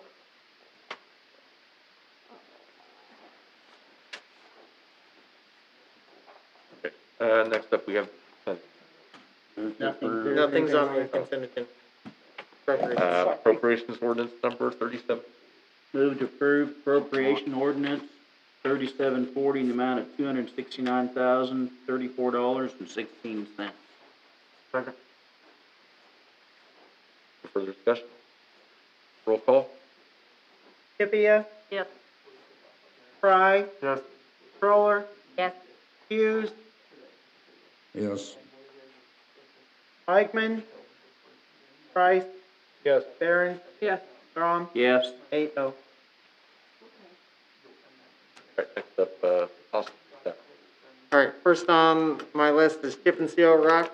We are looking to order, some rock, haydite for this year's, chip and seal routes. We're looking at 2 routes to seal, and this goes along with, the mill and overlay we are going to do on the rest of South Sixth Street.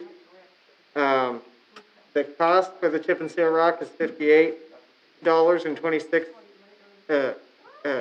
cents per cubic yard, and we need 300 cubic yards. The total price for haydite from Buildex will be $17,478, and I just look to get that approved. Is this up or down from last year, the price per cubic yard? It's up. Quite a bit? Oh, he gave me that. It's no more than $1 per cubic Okay. yard. That's, move to approve purchase of haydite rock, chip and seal, amount of $17,478. Further discussion? All in favor, say aye. Aye. Opposed? Were you an aye, Terry? I approved it. I went along with it. Yeah. Next one, the Parks Committee met last Tuesday to discuss mowers for the Parks Department. They felt we still needed to purchase a new mower, and they can re-elaborate on that if they want. I'm representing the bids for mowers from the last council meeting. One of the committee members also asked, what the next mower that would be likely purchased after the 60-inch mower. So, if we, the Parks Department, would like a 72-inch mower after this one, that we're looking at tonight. That was just information I was asked to purvey. The low bid, again, was $9,949 from Blue Valley Trailers for a 60-inch husky.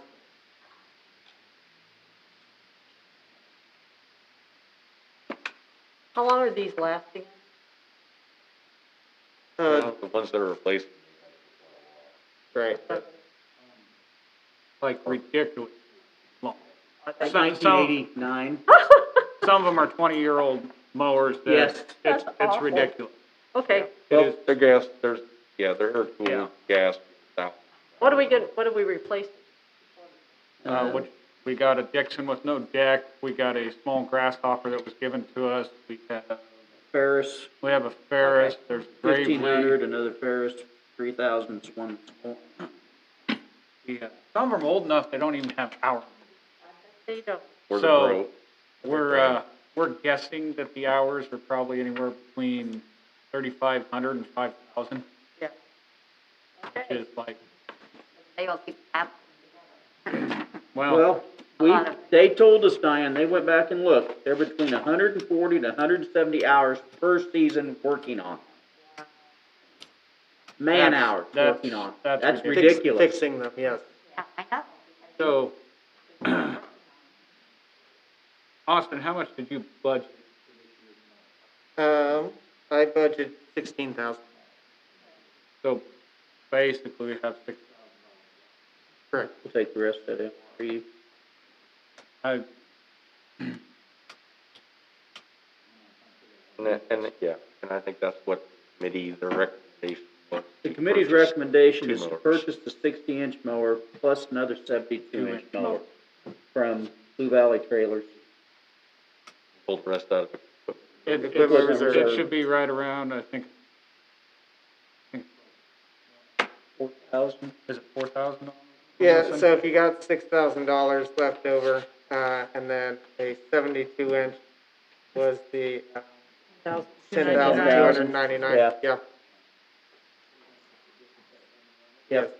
Yeah, that's the committee's proposed left, looking at what we, That's bringing everything up. That'll get them 3 brand-new mowers this year, two 72s and a 60-inch mower.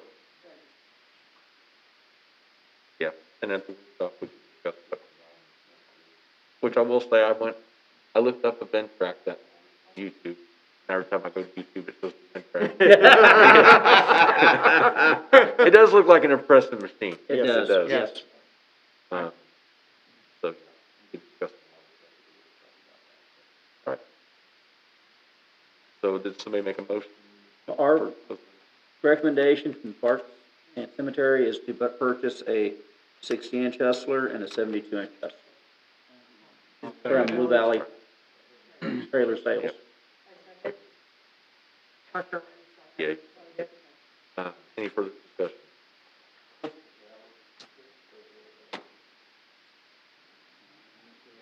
I'm not quite sure on that. I don't know if they break.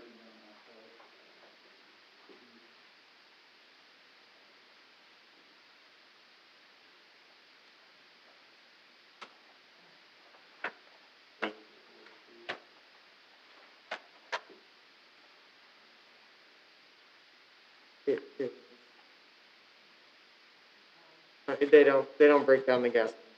No, none of them. None.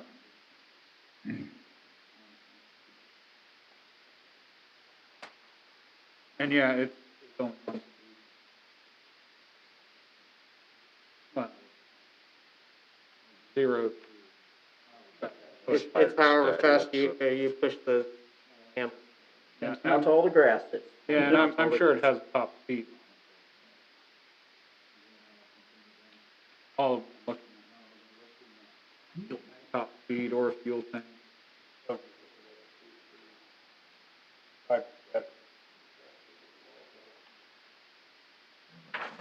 The only thing I'll say about Hustler is it is ranked number 3 in the nation for one of the best mowers. Lawn Pro magazine.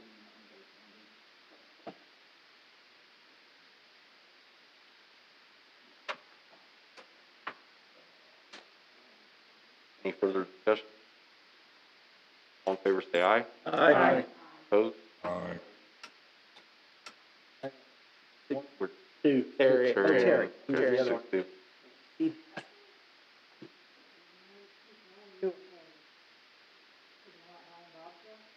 Huh? Why are you? That's all, that's go very far to get parts.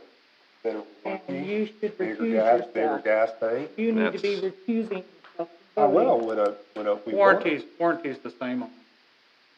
Yes, it is. It I may haven't say seen you 36 months or recuse 2,000 yourself hours, but once. it's 2 years, because they're gonna put over 1,000 hours.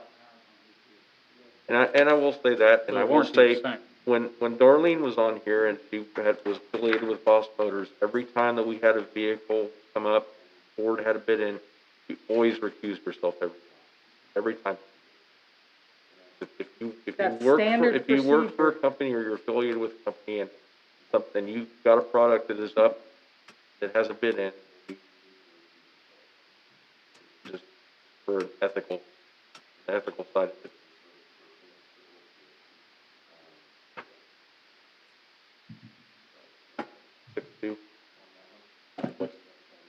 All right, next thing is police vehicles. This was fun to understand that you guys approved a Chevy 1500 last meeting, and I sent that order in. Chevy came back and said, they are not accepting any more fleet orders, which is what we ordered through them this year for 2021. They are done. So I'm forced to come back and go, these are our other two options. A Ford F-150 for $39,339 and a Ford Explorer for $37,618. The police department, again, did not have a preference on either one of these. Whichever one you would have picked would be fine. So I'm putting those back on the table for you guys to discuss on the merits of getting. We're down to one S. Right. Could we get the 2020 Chevy instead of, No, They have any holdovers no. really. well, even if okay, it's, even if it's not fleet, it would still be cheaper than a 2021. I mean, they don't have, we couldn't get a brand new 2020. You're not gonna get it stripped down. You're gonna get Well, something that has a lot of options. Can't hear you. Lean in. Get there? couldn't You hear you could try to, but you're more than likely gonna get a model that's gonna have a lot of options that you don't necessarily want. Well, I mean, you could try though if we wanted the Chevy. If you were to go out and try to find one on the lot, 2020, we would have to go through so much money to rip all the civilian gear up, to get our radios, to get our consoles, our cages, all that in there. Yeah, I mean, that is the honest truth. Then I make a motion, we get the pickup. Pick up, not this. What are we gonna do with an SUV? We'll have this SUV like we have now that Well, nobody can use. and that's another thing council needs to discuss, we want handy truck department. They're nickel and dime by the time the police department get them. Spending money, enough to get them, we're spending money to retrofit them for the park, get a couple, 3 years out of the tops, and blown up. I mean, they have a hard life. They're idle a lot of the. 24/7 a lot of times. Yeah, I mean, those things have not so much miles, but a lot of hours. Can they ever be traded? We could, Yes. we could hand trade them in. Yeah. Yep. You know, if you guys look at the SUV and the pickup that it's turned, the SUV got extra things on the pickup, doesn't it? Like the heavy-duty cooling system, the transmission oil cooler, high-performance braking system, the vinyl seats instead of cloth seats, so if you ever have a problem there. I mean, I don't mind either. Myself, I'm more apt to think that some of the police preferred SUV, preferred good truck. They're down to one, it's a little bit less money. If we aren't planning on handing it down to the department, But see, reason to not get them in SUV. But if we get a truck, we can do either. If we don't get a truck, we're forced to. So I don't know that we wanna make that decision today over a margin. And you're totally right, you're totally fair. But the only thing I will say is, all the trucks we've been buying are 250s, they're 3/4 tons. And this is, I mean, in my family, I got a 3/4 ton and I got a half. The 3/4 ton's there to do the work. Yeah. Half tons to go out of town. I But we mean, don't need 3/4 tons for everything. They're gonna be looking at trailer. the parks and street and everybody like that, I bet those guys are riding around with 1,500, 2,000 pounds in the back end of them, not even thinking. I mean, honest. Hey, considering you can turn around and look and buy a Ford F-250 for 28.8, and your Explorer is 37. That's mileage on it 3/4, that's terrible, compared to half. I will say this about the difference between the F-150 and the police interceptor. I think there was 1 year, or the Ford Explorer, I think there might have been 1 year where Ford did certify, I can't remember that, but, as a police vehicle. But they don't really like, these companies don't really like to certify them as a police cruiser or a police interceptor like Ford has the Ford Explorer. So that is the major difference right there, where they are putting the extra stuff in this Explorer because that is their typical vehicle. They do it to the cars, they do it to the SUVs. There are, this is probably the first police department I saw that we were getting pickups, but that's to each their own. But yes, the police interceptor, yes, does have the oil cooler, all the upgraded police grade, second row vinyl seat, all that stuff, as far as police interceptor. If you were looking in that direction, but like I said, the police department was up in the air on which one they. Well, it's not really applicable now, but I mean, we've had enough issues for one reason or another getting vehicles in the past, and I'm all for supporting local as we can. But I think in the future we might be wise to look at Dodge as an option, even a neighboring county, because we get hemmed in. Like now, we're hemmed into basically do nothing or take the second bid. Yeah. Because of the situation. If you want to, we did that last year when we were down at this Chevy dealership. Yeah. Right.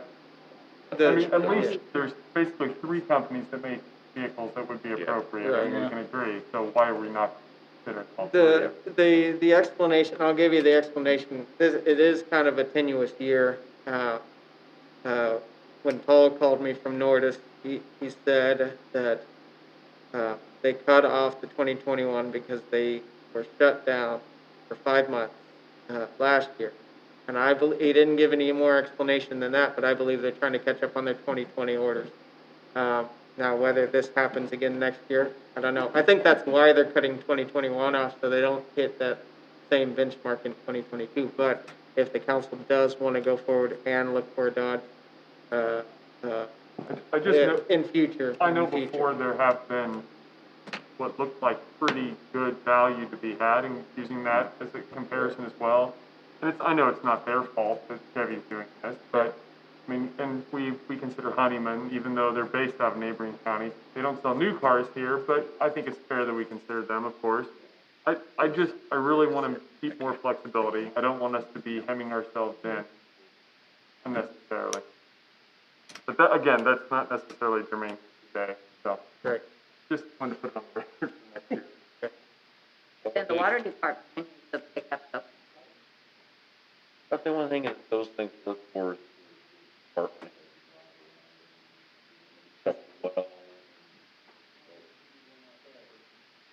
Going to the well could be kind of public, depending on how the road is. Building inspector vehicle. Yeah, that would be the one.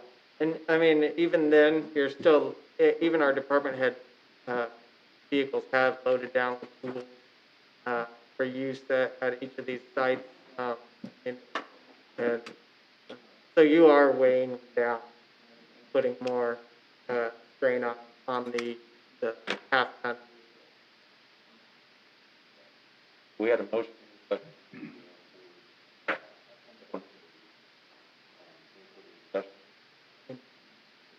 Any further discussion? All in favor, say aye. Aye. Opposed? Aye. Did Terry vote? Were you a yes, Terry? Were you an aye or a nay? Yeah. Your sound is not working worth the damn, and I didn't even hear what the motion was. The motion was to purchase the Ford F-150.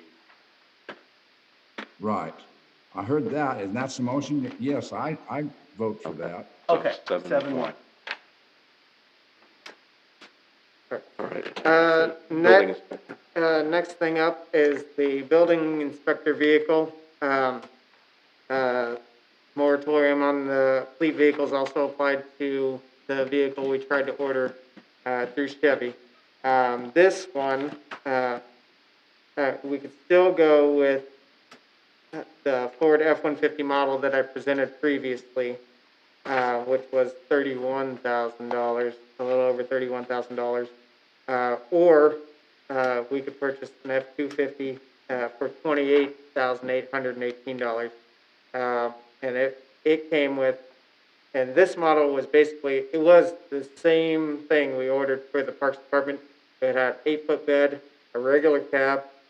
We can put toolboxes on it. We can put a rack if necessary, and make it to what Will needs it to be. Even if we wanted to, for instance, put a service body on it, you guys so choose to purchase one of those. But you don't have to make that decision right, the service body right now, because it does come with a bed. So, I mean, it's up in the air. It's less money right now. It allows for more capacity in his duties, and I thought I'd present it that way. It seemed like a good fit for his job. So what does he need an F-250? Why can't he use just a Chevy? Well, the Chevy we can't get. I know, but why couldn't we get him a regular pickup? The price, okay. We had a Chevy. We We had a Chevy in there, and if I remember right, it was $36,000 for a used. For a used. A new, For one, it's gonna cost more because we got a $10,000 discount from Nordis for government. I said it's 20.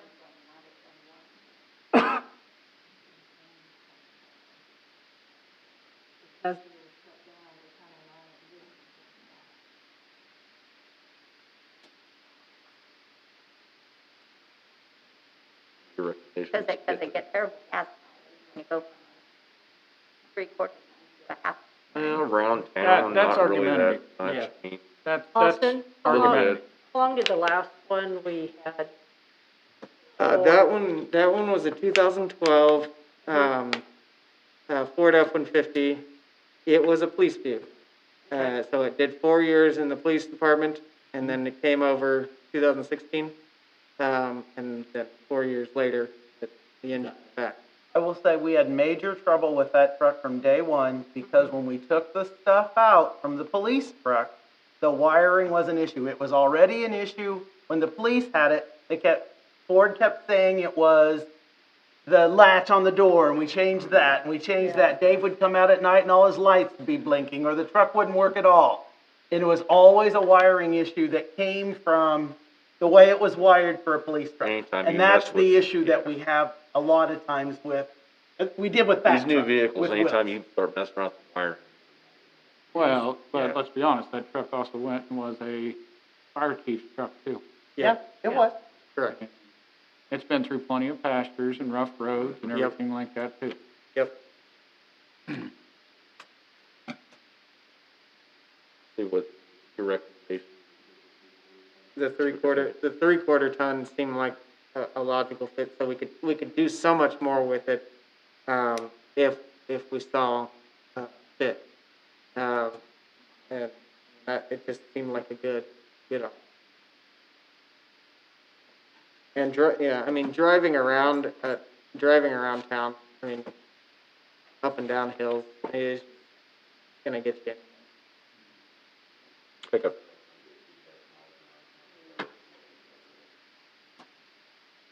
All right, I'll make a motion to buy the 2021 Ford F-250 for $28,818 to replace Will's truck. Further discussion? Did you hear that motion, Terry? Yes, I did. I did hear the motion, yes, about he wants to buy The three-quarter ton, yeah, the F-250. three-quarter ton truck for the building inspector. Yep. Mm-hmm. All right, all in favor, say aye. Aye. Opposed? No, Okay, so, I don't think he needs any more than a half ton.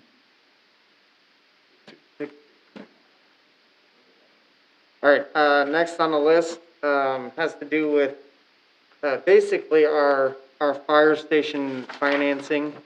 We're looking at about $200,000. This just, what I began with was $200,000 in possible financing. I mean, on top of the grant, whatever the grant's funding, $600,000, a little bit less than that. And then whatever we have cash on hand, $200,000 was what was coming out. It's gonna be a different number, but, we'll need to finance that. If we continue to have Cooper Malone, as our finance, our municipal advisor, and we go to finance that amount of money, will at least be costing us $10,000 in financing fees just on that. That's not the normal financing fees that if we were to go across the street and talk to them about a lease purchase or anything like that. That's just their cost to do that. So at this point in time, if we want to avoid those fees, we should separate our agreement with Cooper Malone and give them 30 days as per our contract with them.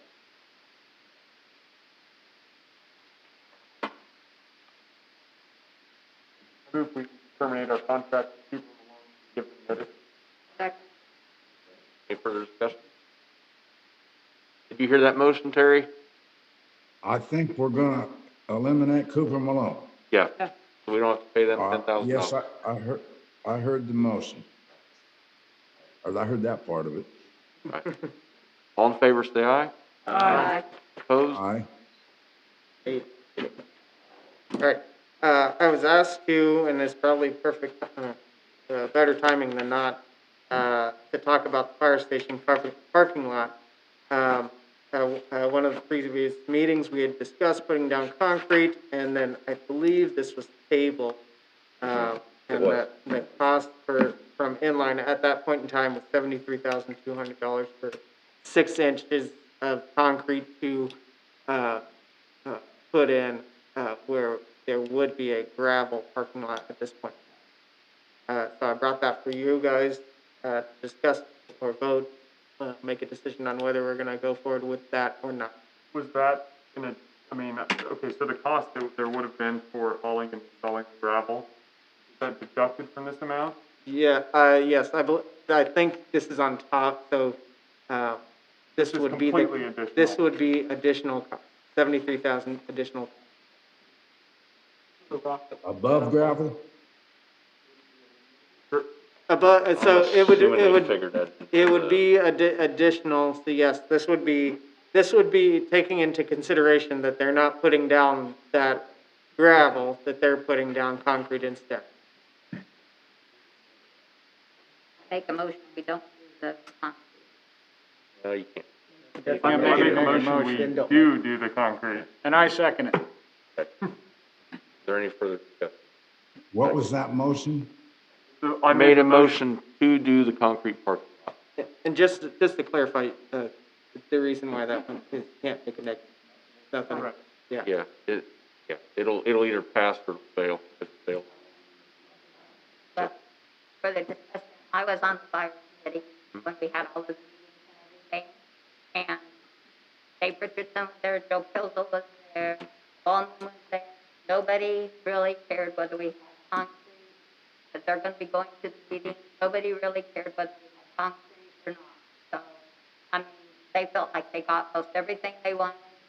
And so they felt like there was a lot of other things that we needed, and concrete was not one of their top priorities. So, Which we added back in most of the alternative stuff. yeah, so.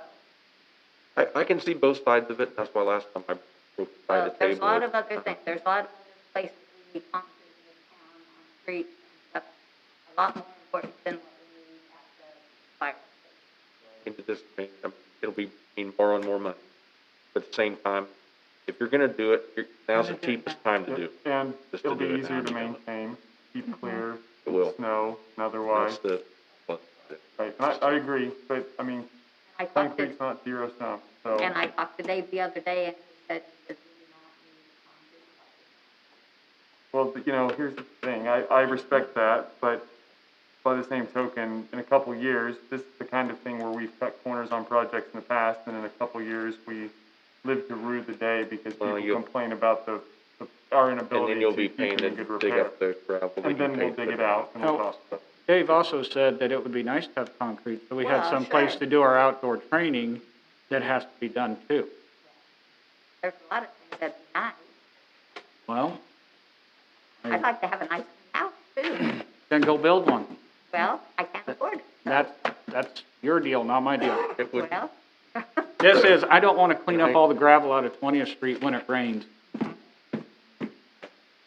Another And advantage over it'll- concrete over gravel is when you do all the snow removal, you ain't taking the gravel with you. Yeah. Definitely. Call the question. What, Mr. Mayor, Yes, Terry. I hear you talking about concrete, and I feel it's an extravagance, but I do think that maybe worrying about the rock, cleaning up 20th Street rock, it might be too, but there is a possibility that would be a place that we could use the 100-ton or whatever amount we got at the dump, those millings, and have them put down properly.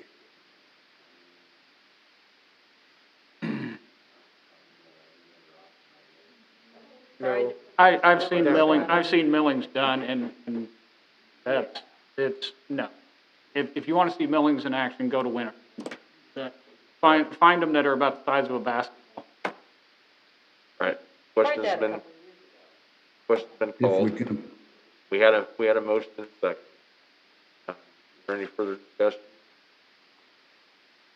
All in favor, say aye. Aye. Opposed? no, Carried. 6-2. Next on the list is 2021 Theater Place piping project. We received bids from Midland Contracting and In Situ Form. The low bidder for the city of Marysville is In Situ Form for the bid of $189,357.50 for $8,450 or 8,450 linear feet of sewer cleaning, videoing, and lining for this year. We had 4 other communities piggyback onto this, which really helped get the price down, 1 for them and 2 for us.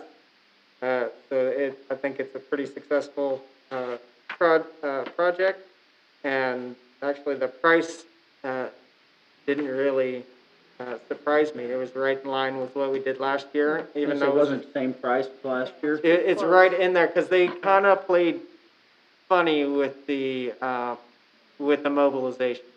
So the linear foot was right there, but the mobilization was, they wanted this job. They wanted this.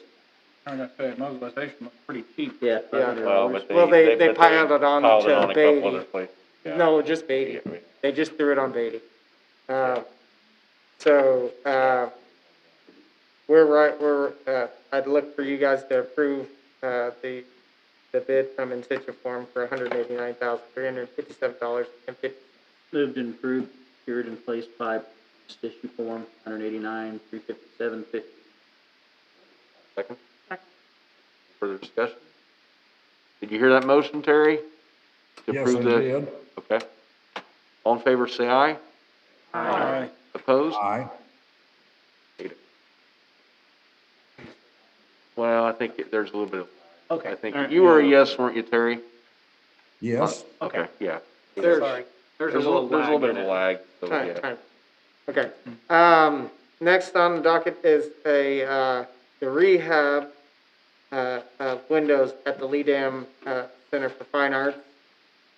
This was in the making for the last couple of years. We had it in the budget, 2 years ago, and then I kept some money there because I had kept having trouble finding contractors who wanted to actually do the work. They always came back and said, yeah, I'm kind of busy on this. We did get bids for brand new windows, but the council at that point in time didn't want to do brand new windows.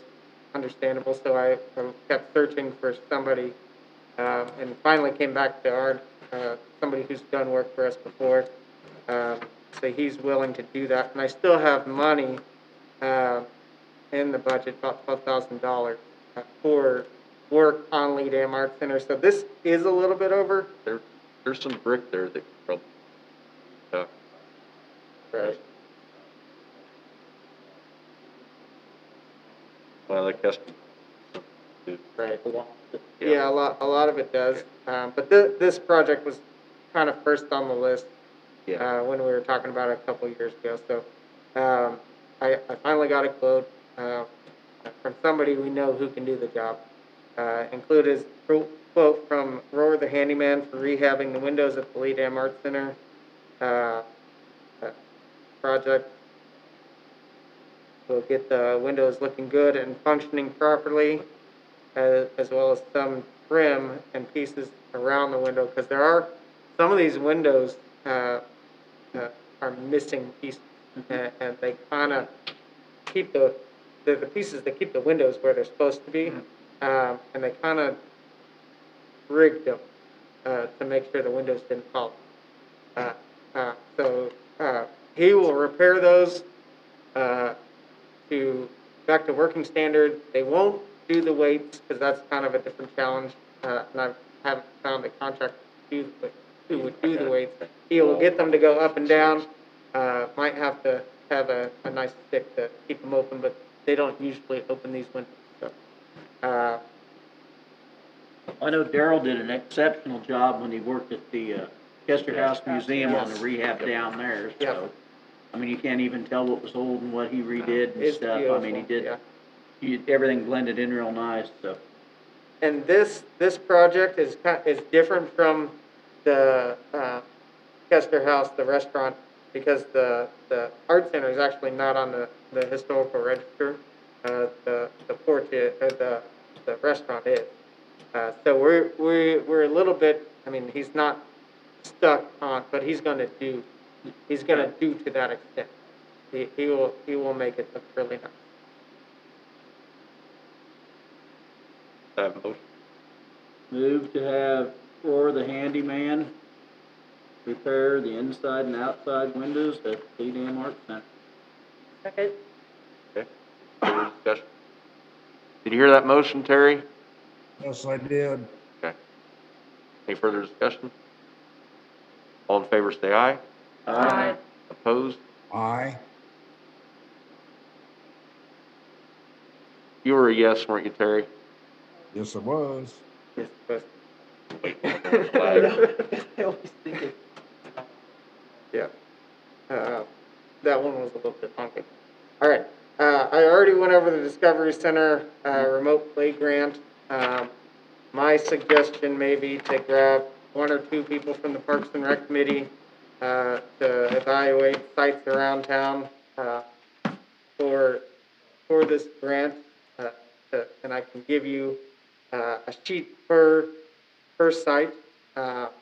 I'm recommending the 3 parks. That's just me.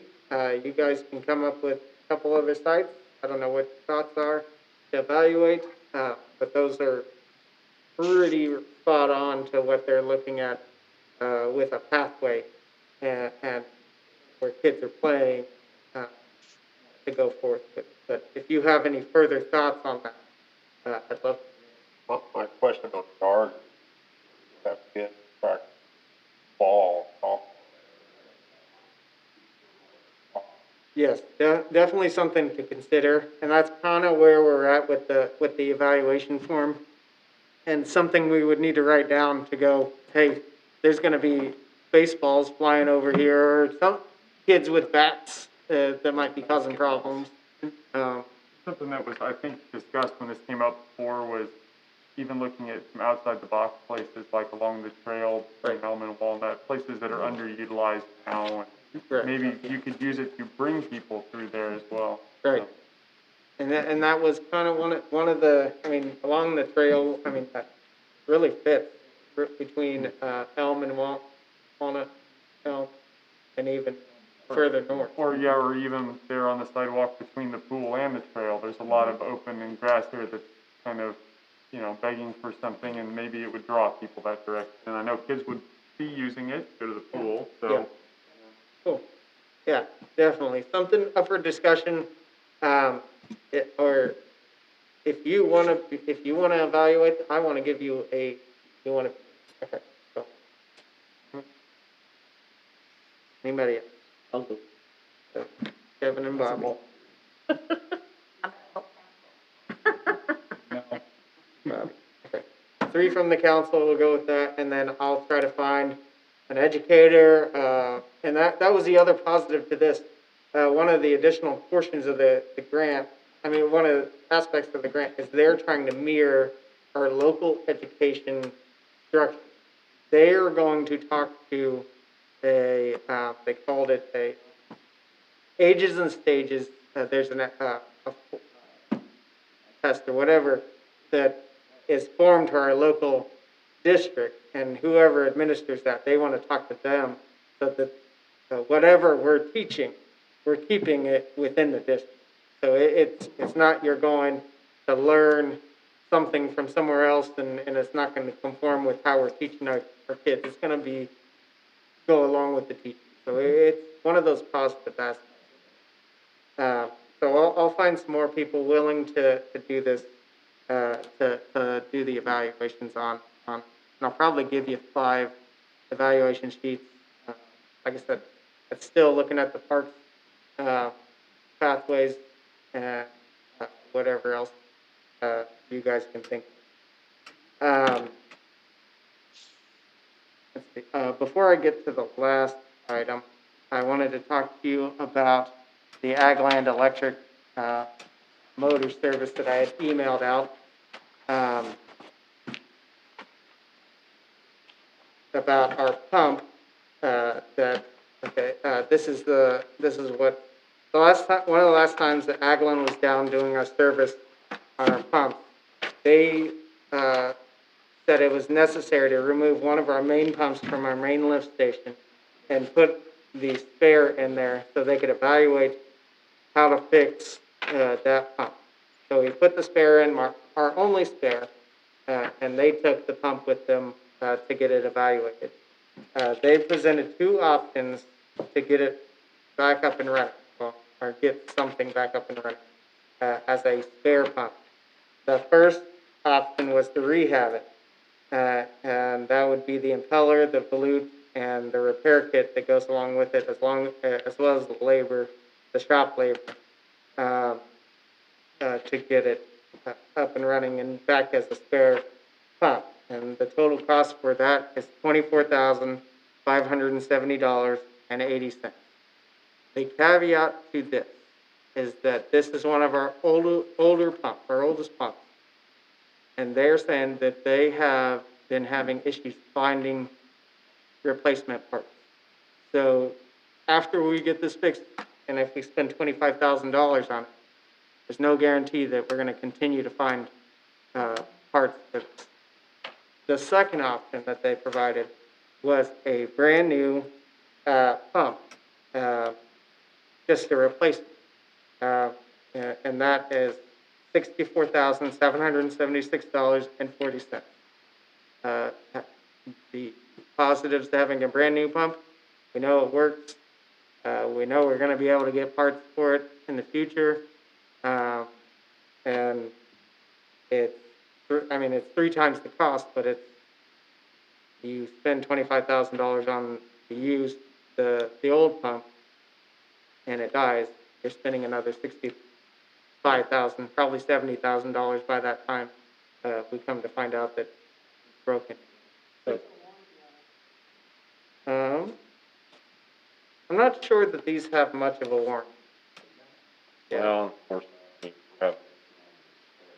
The problem is with these pumps is as much sewage as we're pumping and the volume and the distance we're pumping, the volutes keep wearing out on them. We've had this problem ever since that lift station's put in down there. Right. The volutes and the impellers go bad on them. Right.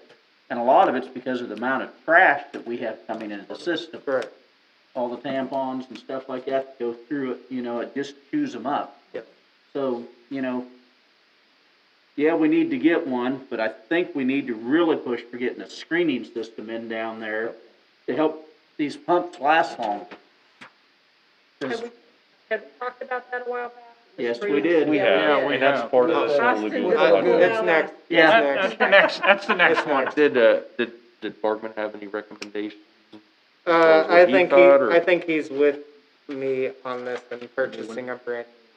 It just makes sense. It does.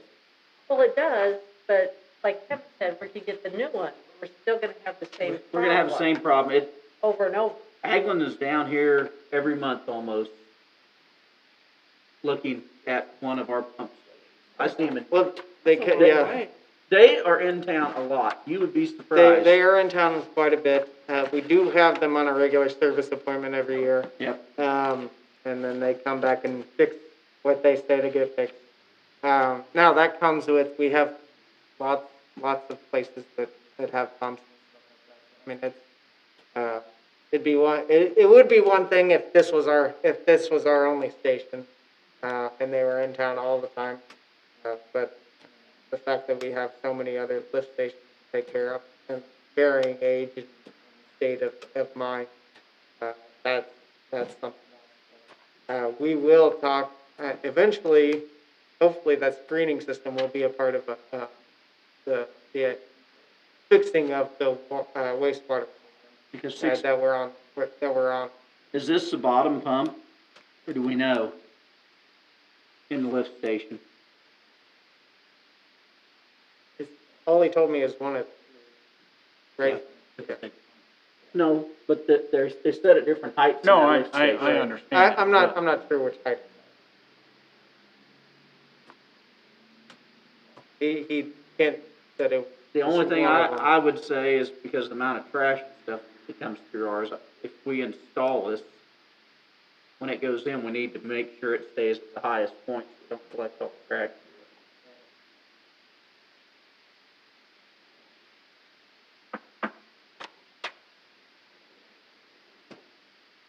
Okay, I wanna make a motion.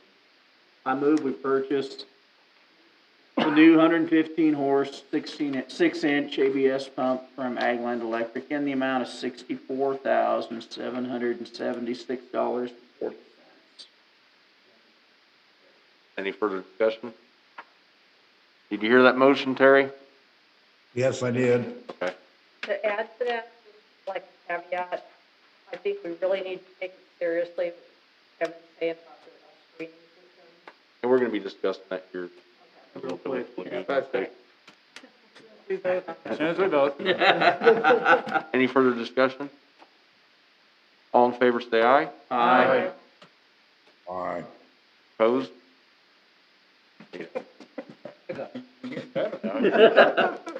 Learning. About 3 seconds, aye. All right, the next thing, I put this on your table, I got an update, from our engineer at BG, as far as where our lagoon, project is. And I'll read this for you guys. This is from Daniel, Monaco at, BG, and I'll read it from him. We have identified that soils on the northern portion of the existing lagoon site would be conducive to an in-place liner that should meet KDHE requirements for new lagoons.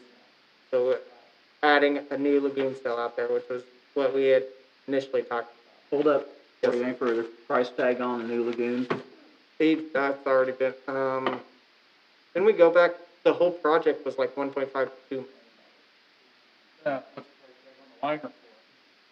I'm not sure about the line, but that all included that 1.52. Okay. That was the estimate back in, That middle before we last found year. out they Yeah. needed the liner. I'm not quite sure on the, but it is heavily clay, out Yeah. there, so it might not be as a heavy duty, line as necessary. We also identified the soils at the potential wetland property east of the river has soils that would be beneficial for the development of a wetlands cell. However, due to the depth of the groundwater being so shallow in that area, that is an area of sensitive groundwater area. That would mean that additional requirements would be imposed on. Primarily, if this is mandated by KDHE, it would require a liner material be installed that would be even more restrictive than the requirements at the existing lagoon cell. This would increase the size of the wetland acreage to be expanded due to the restrictive seepage requirements. Our office will continue to work with KDHE to confirm that the liner requirements of the proposed wetland area, report that to the city as soon as possible. They'll have another update at the beginning of February for that. And basically, what's going on is they're saying that it's a sensitive groundwater, making a wetlands there would, the water would get, the sewage water, quote unquote, that's been cleaned, would get to the groundwater too fast, is what they're saying. What our engineer is trying to justify is that right now we're pumping it straight into the river. And the fact that we would be adding another lagoon cell would further clarify the water that's gonna make it to the wet. Will they still plan on putting, partitions in the current cell one right now we have? No, we're not talking about partitions, just adding a new lagoon cell. I understand that, but that was part of the problem is water's coming in cell one and going out cell one straight across. And the point we were talked that last time I was in on this, they planned on putting the partitions in it, so it took longer for it to get from the inflow to the outflow, which would slow the settling down. The idea behind adding the new lagoon cell as well as redirecting how the pipes run would solve that issue. Would solve that? Yeah. Okay.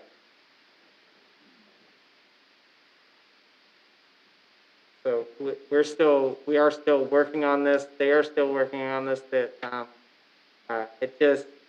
to us, I mean to Daniel, it did make a lot of sense that we're going to stop dumping it into the river, the clean water that comes out of lagoons already, and put it on a piece of land that'll filter it even more. Right. So we're hoping they see the justification, especially if we're going to add a new lagoon cell and redirect some pipes, that this makes a lot of sense as a non-discharging. I was gonna say, they claim you can drink it coming out of that last cell, but. Yeah. I don't. Right. So that was their update on it. As far as the screening system, we were definitely talking about that to be a part of this project. That way we can reduce the harm on our pumps. Just made a lot of sense Pump, as well. all this solids going in there that Yeah. don't break down. Dump it into a trash can and Yep. then Get it let right. Parker take care of it. Bringing more stuff. There you go, Park. I think stuff is not the right word for it. You're hauling it. I know. All right, any more questions on that? Okay. The next one is discussion about a February workshop. I put February 15th, but if we want to get department heads there, better not make it on a holiday, which is President's Day. So either the 16th or the 17th would work great, if that's okay with you. What days? A Tuesday or a Wednesday. Oh, I would vote for Tuesday. Wednesday, I'm not gonna make it. Tuesday. I would say not Tuesday. Not Tuesday, the 16th. Okay, how about go backwards on Friday or early? I don't want it to get later, I'm gonna have a grandbaby in one of those days. I don't wanna miss the fun. I'm kind of pushing on, I mean, to get your packet together, it's gonna be I'm trying to get it, they're doing the research right now, but that week was kind of the earliest I was looking. But I was looking at Wednesday because I had some kid stuff. Tuesday. I could do Tuesday or Thursday. You said that 15th and 16th is a holiday. 16th or 17th, or 18th, that's input. 16th. Or 18th. The 18th is Thursday. Right. Does that work? I'm fine with the 18th. Yeah. My Tuesday is work. Is Thursday? Thursday, Friday. 18th. That's work. What time do you start? 6. The 6 on, I know it's not gonna be everybody possibly, but 6 on the 18th, we can set it for that. Thursday, the 18th, I mean, all right. Like,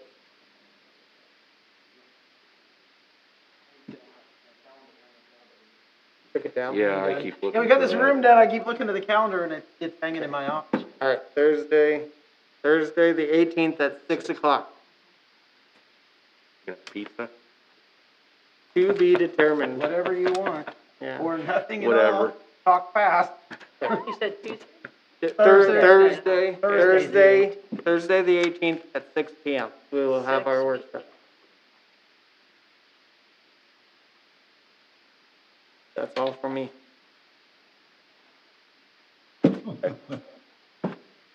Standing committee reports. Anybody got anything on the street?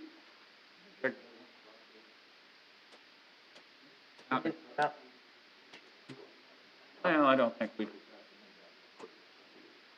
You need to speak? I was just here, I demoed a loader to the city and was understanding if they were Oh. turning in loader bids, so that's all I was here for. We didn't get, I was gonna wait till next, so I could put it in the agenda packet.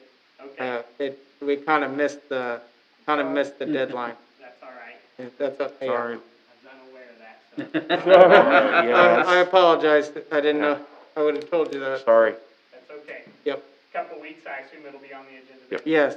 Okay, thank All you. right, thank you. Have a good evening. They did a decent job of snow removal, considering did. what we got and how it came down, so, with the rain and the ice and everything.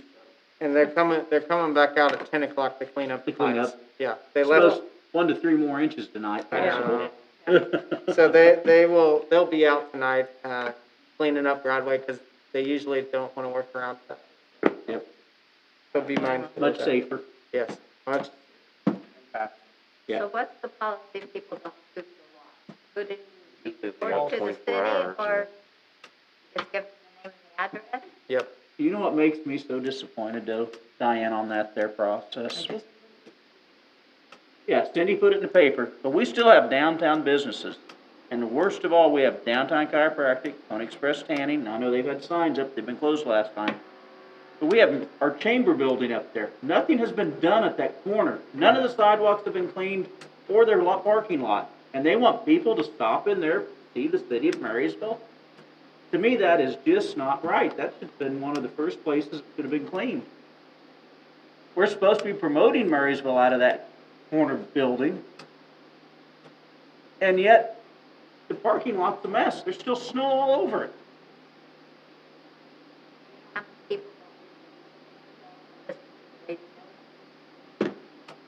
Yeah, but I can't mean, send them all personally. yeah, I mean, most people know that you have a limited amount of time. I mean, most people know you're supposed to. Also, I remember years ago, we had a Safe Walk to School program put in, and I'm sure it's still in effect. But you know, they're supposed to keep their sidewalks clean so kids could walk to school. Go up and drive around any of the schools. Sidewalks are not clean for kids to go to school. I haven't been to school yet, though. They're going tomorrow. Where are they gonna walk? Through the snow. They've had 2 days to get it cleaned. I'll tell you what, it's a lot easier to move that snow when it's fresh than it is to wait to crust it over. We Or it gets could- rained on and frozen. We could volunteer somebody. But my neighbor across the street, he rents his property and not from here, so he probably doesn't know he's supposed, I mean, you would think he would know he should clean his walk, but I don't know if he's cleaned it all year since.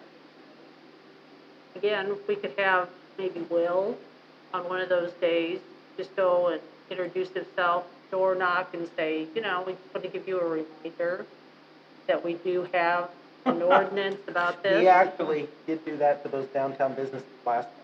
Good. If you're telling me it didn't work this time.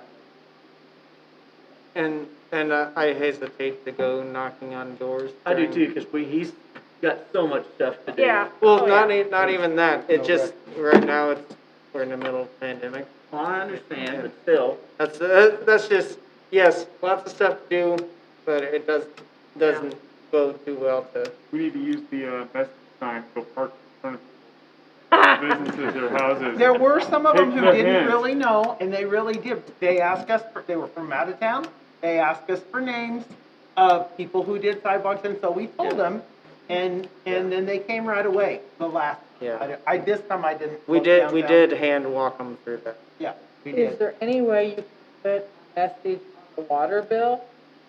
Enough word. But we can, if we have more of them downtown and you know, I'll send a letter. Just tell me who. Yeah. Okay, that's right. Give them to me and we'll write a letter and this time it's over, but we'll send a letter. But if it's somebody that rents, they don't get the water bill either.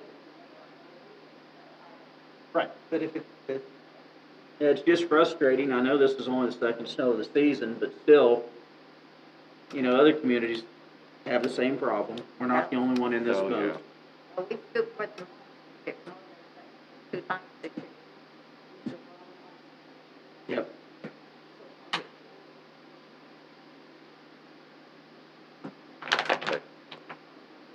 Anything else on the street?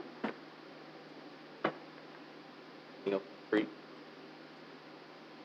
Water and wastewater? Got that in our packet. What do we get? hit list. So I guess we better come up with what we're gonna do.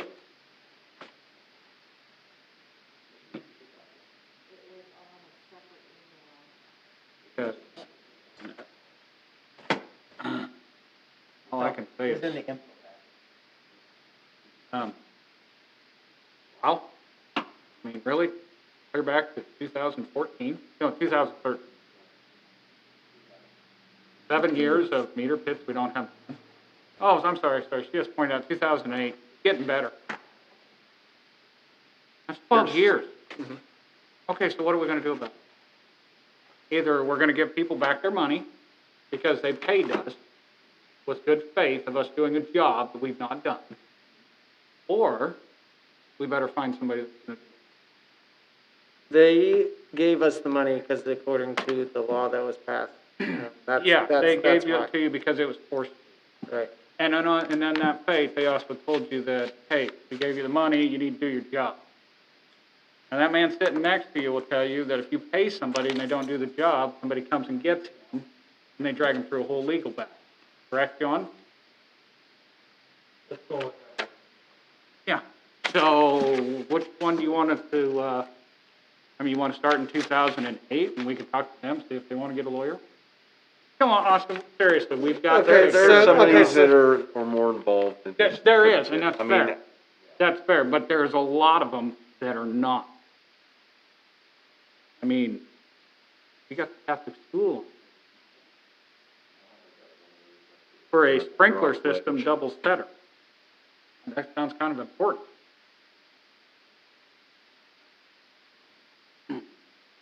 The thing that is shocking is how many new ones we get here. Oh, yeah. And I'm not gonna entirely fault our water department, because with everything they do, I don't know how they would keep up with it.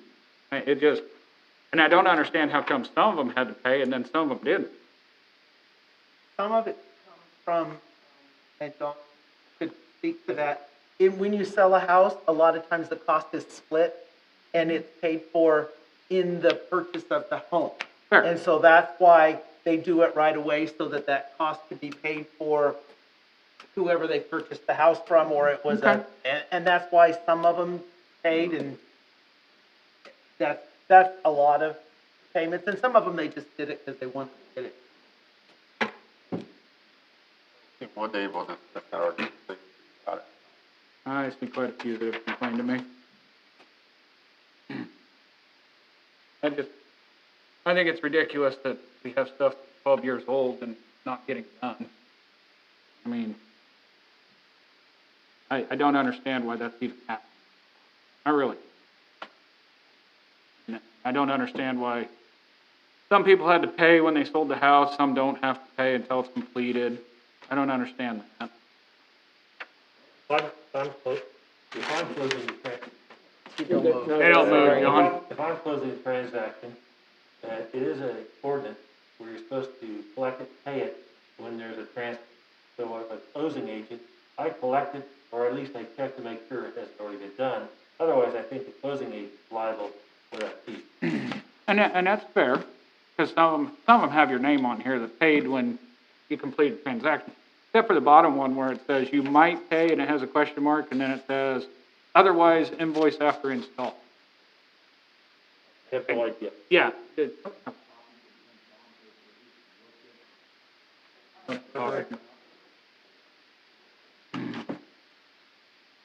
$830 of 2017 is question. Yeah, I see which, the one. And then if you look up at 1027 of 2016 without using names, you'll see where it was paid when it was transferred. Sometimes it's done, not done because they were sold. We have a hard time keeping up sometimes, and in the older years it was, we didn't know when the houses were being sold. They were transferred, and we in the office had no idea that they had bought that house. They were private sales. I mean, that's fair. Right. And then we found it out later, we got a new person in there. Well, do you own it? Well, yeah, okay.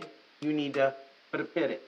So I think somewhere we need to make a plan together to get these taken care of. I don't know how, but I don't know if we need to hire somebody to come in and do them all, and if that means that they need to bore them, they gotta bore them and get them done. Some of them do And some do, require I understand that. But I also, there's no way our water crew's gonna get, not in reality. Not with them trying to take care of everything else going on and everything else they do. There's no reality. I mean, what did we get here just? I did have one transaction, I don't remember the name, where the city water department contacted us that cannot be done physically.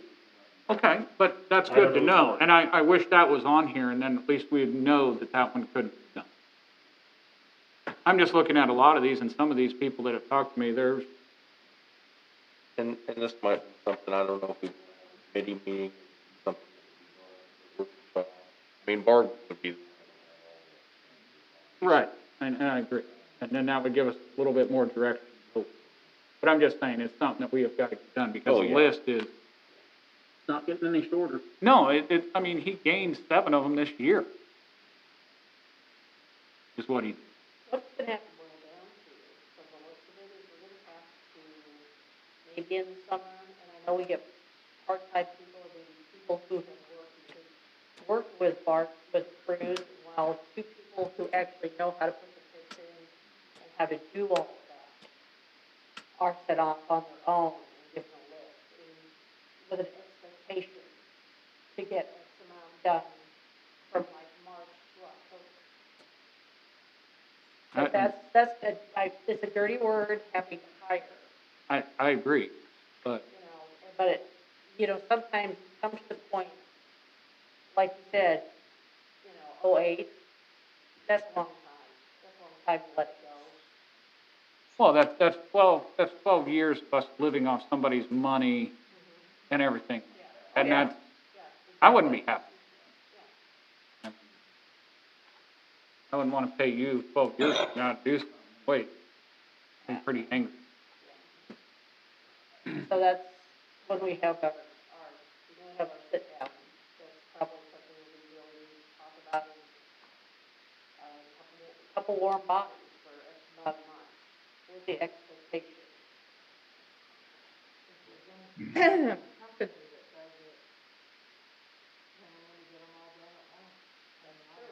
We may need to find out what it's going to cost. We had, the company that did mine was a good company. They did spectacular job. Absolutely. Then we had a second one, and they're questionable. So, If we do it quickly, need to do it with that already. Get it done. start at the top of the old list and work our way down.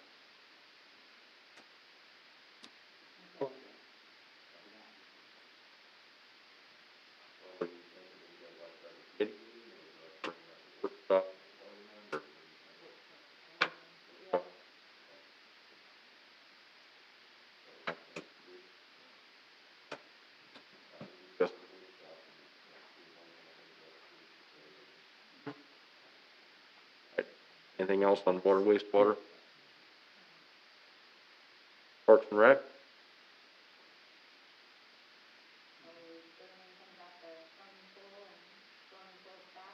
Yes. I know that they mailed out, my son worked there last summer, he got a letter in the mail last week asking, I don't think he's planning to come back, but. Whatever. I asked him. We got managers in Um, mind, they're almost committed, but they're working together. We're gonna probably have some co-managers, rather than just single manager. So, we're almost, got them ready.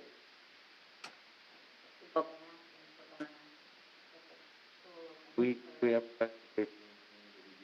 We did it on Facebook and on the Facebook page, and then in the paper. And in the paper, and we will, like you said, we just took all the guards from last year, anybody that worked at the pool last year, and sent them a personal letter and said, hey, we're looking to hire, you wanna come back? I thought maybe that would get, sometimes the kids don't pay attention, or the parents don't pay attention. They get a letter in the mail, sometimes they will, just say, hey, we want you. Hopefully that'll do some good. Anything else on Parks and Rec? Cemetery and Airport? Police and Fire? Admin and Finance? Okay, there are some appointments for the fire department. Dave Richardson is chief, John Bowman, deputy chief, Joe Pistol, assistant chief, that are up for next year, and Bobby Price agreed to stay on as municipal judge, Nate Warchek as prosecutor, and John Smith as the. Move to approve the mayor's appointment. Second. Any further discussion? All in favor, say aye. Aye. Aye. Opposed? Thank you. 8-0. Come on, Clark. We don't have anything for city attorney or executive session, do we? Do you have anything, John? No, I don't. Roundtable. Bobby? No. Todd? No. Dan? Terry, do you have anything for roundtable? No, I do not. Keith? Parker?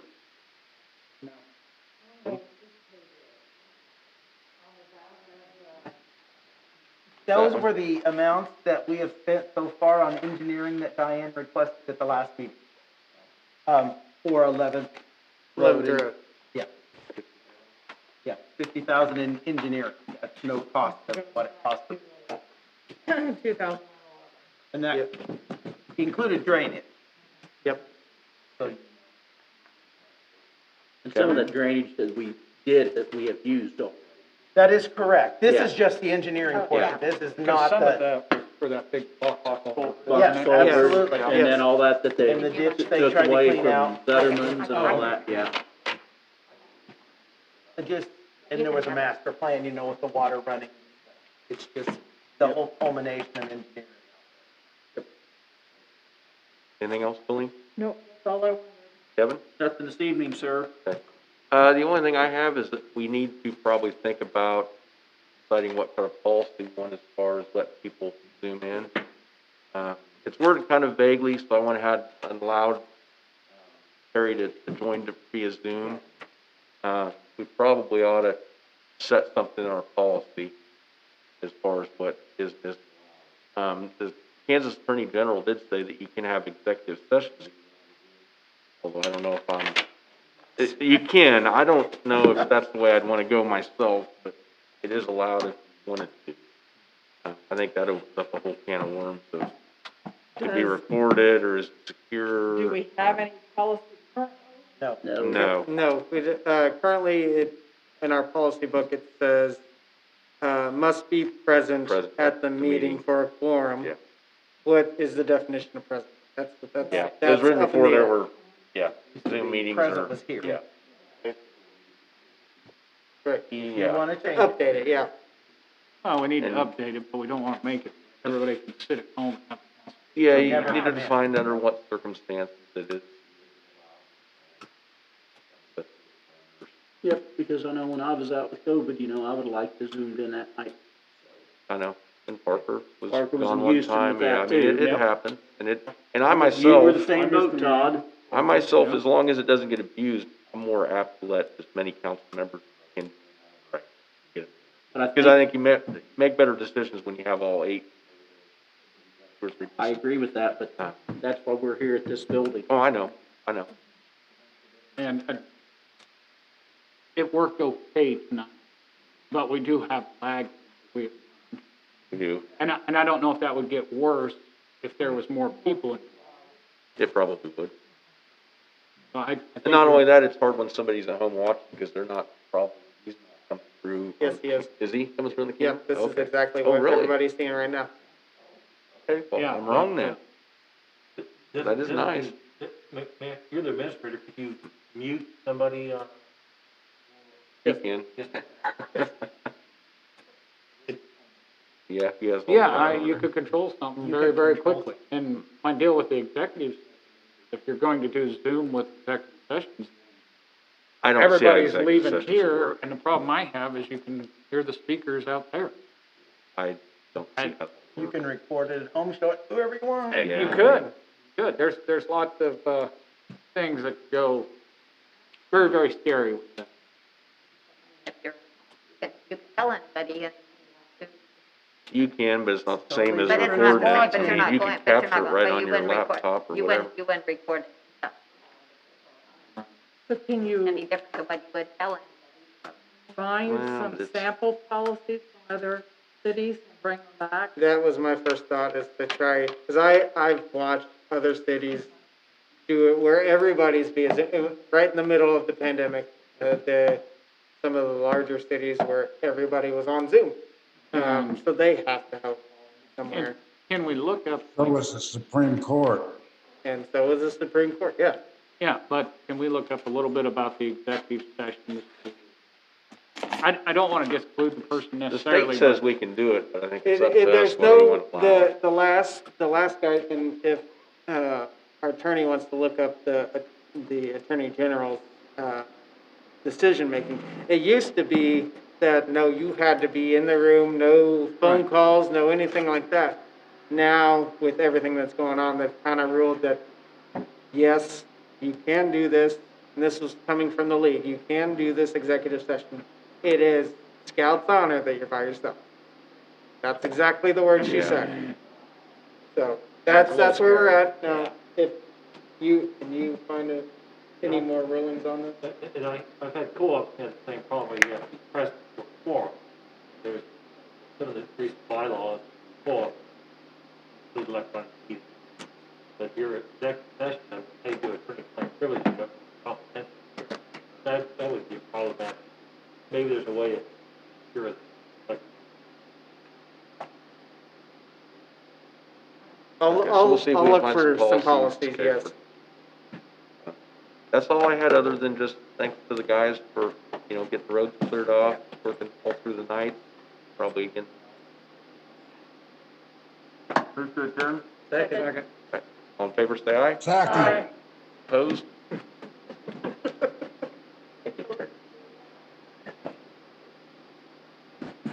all right. That'd be awesome. No, because I can't get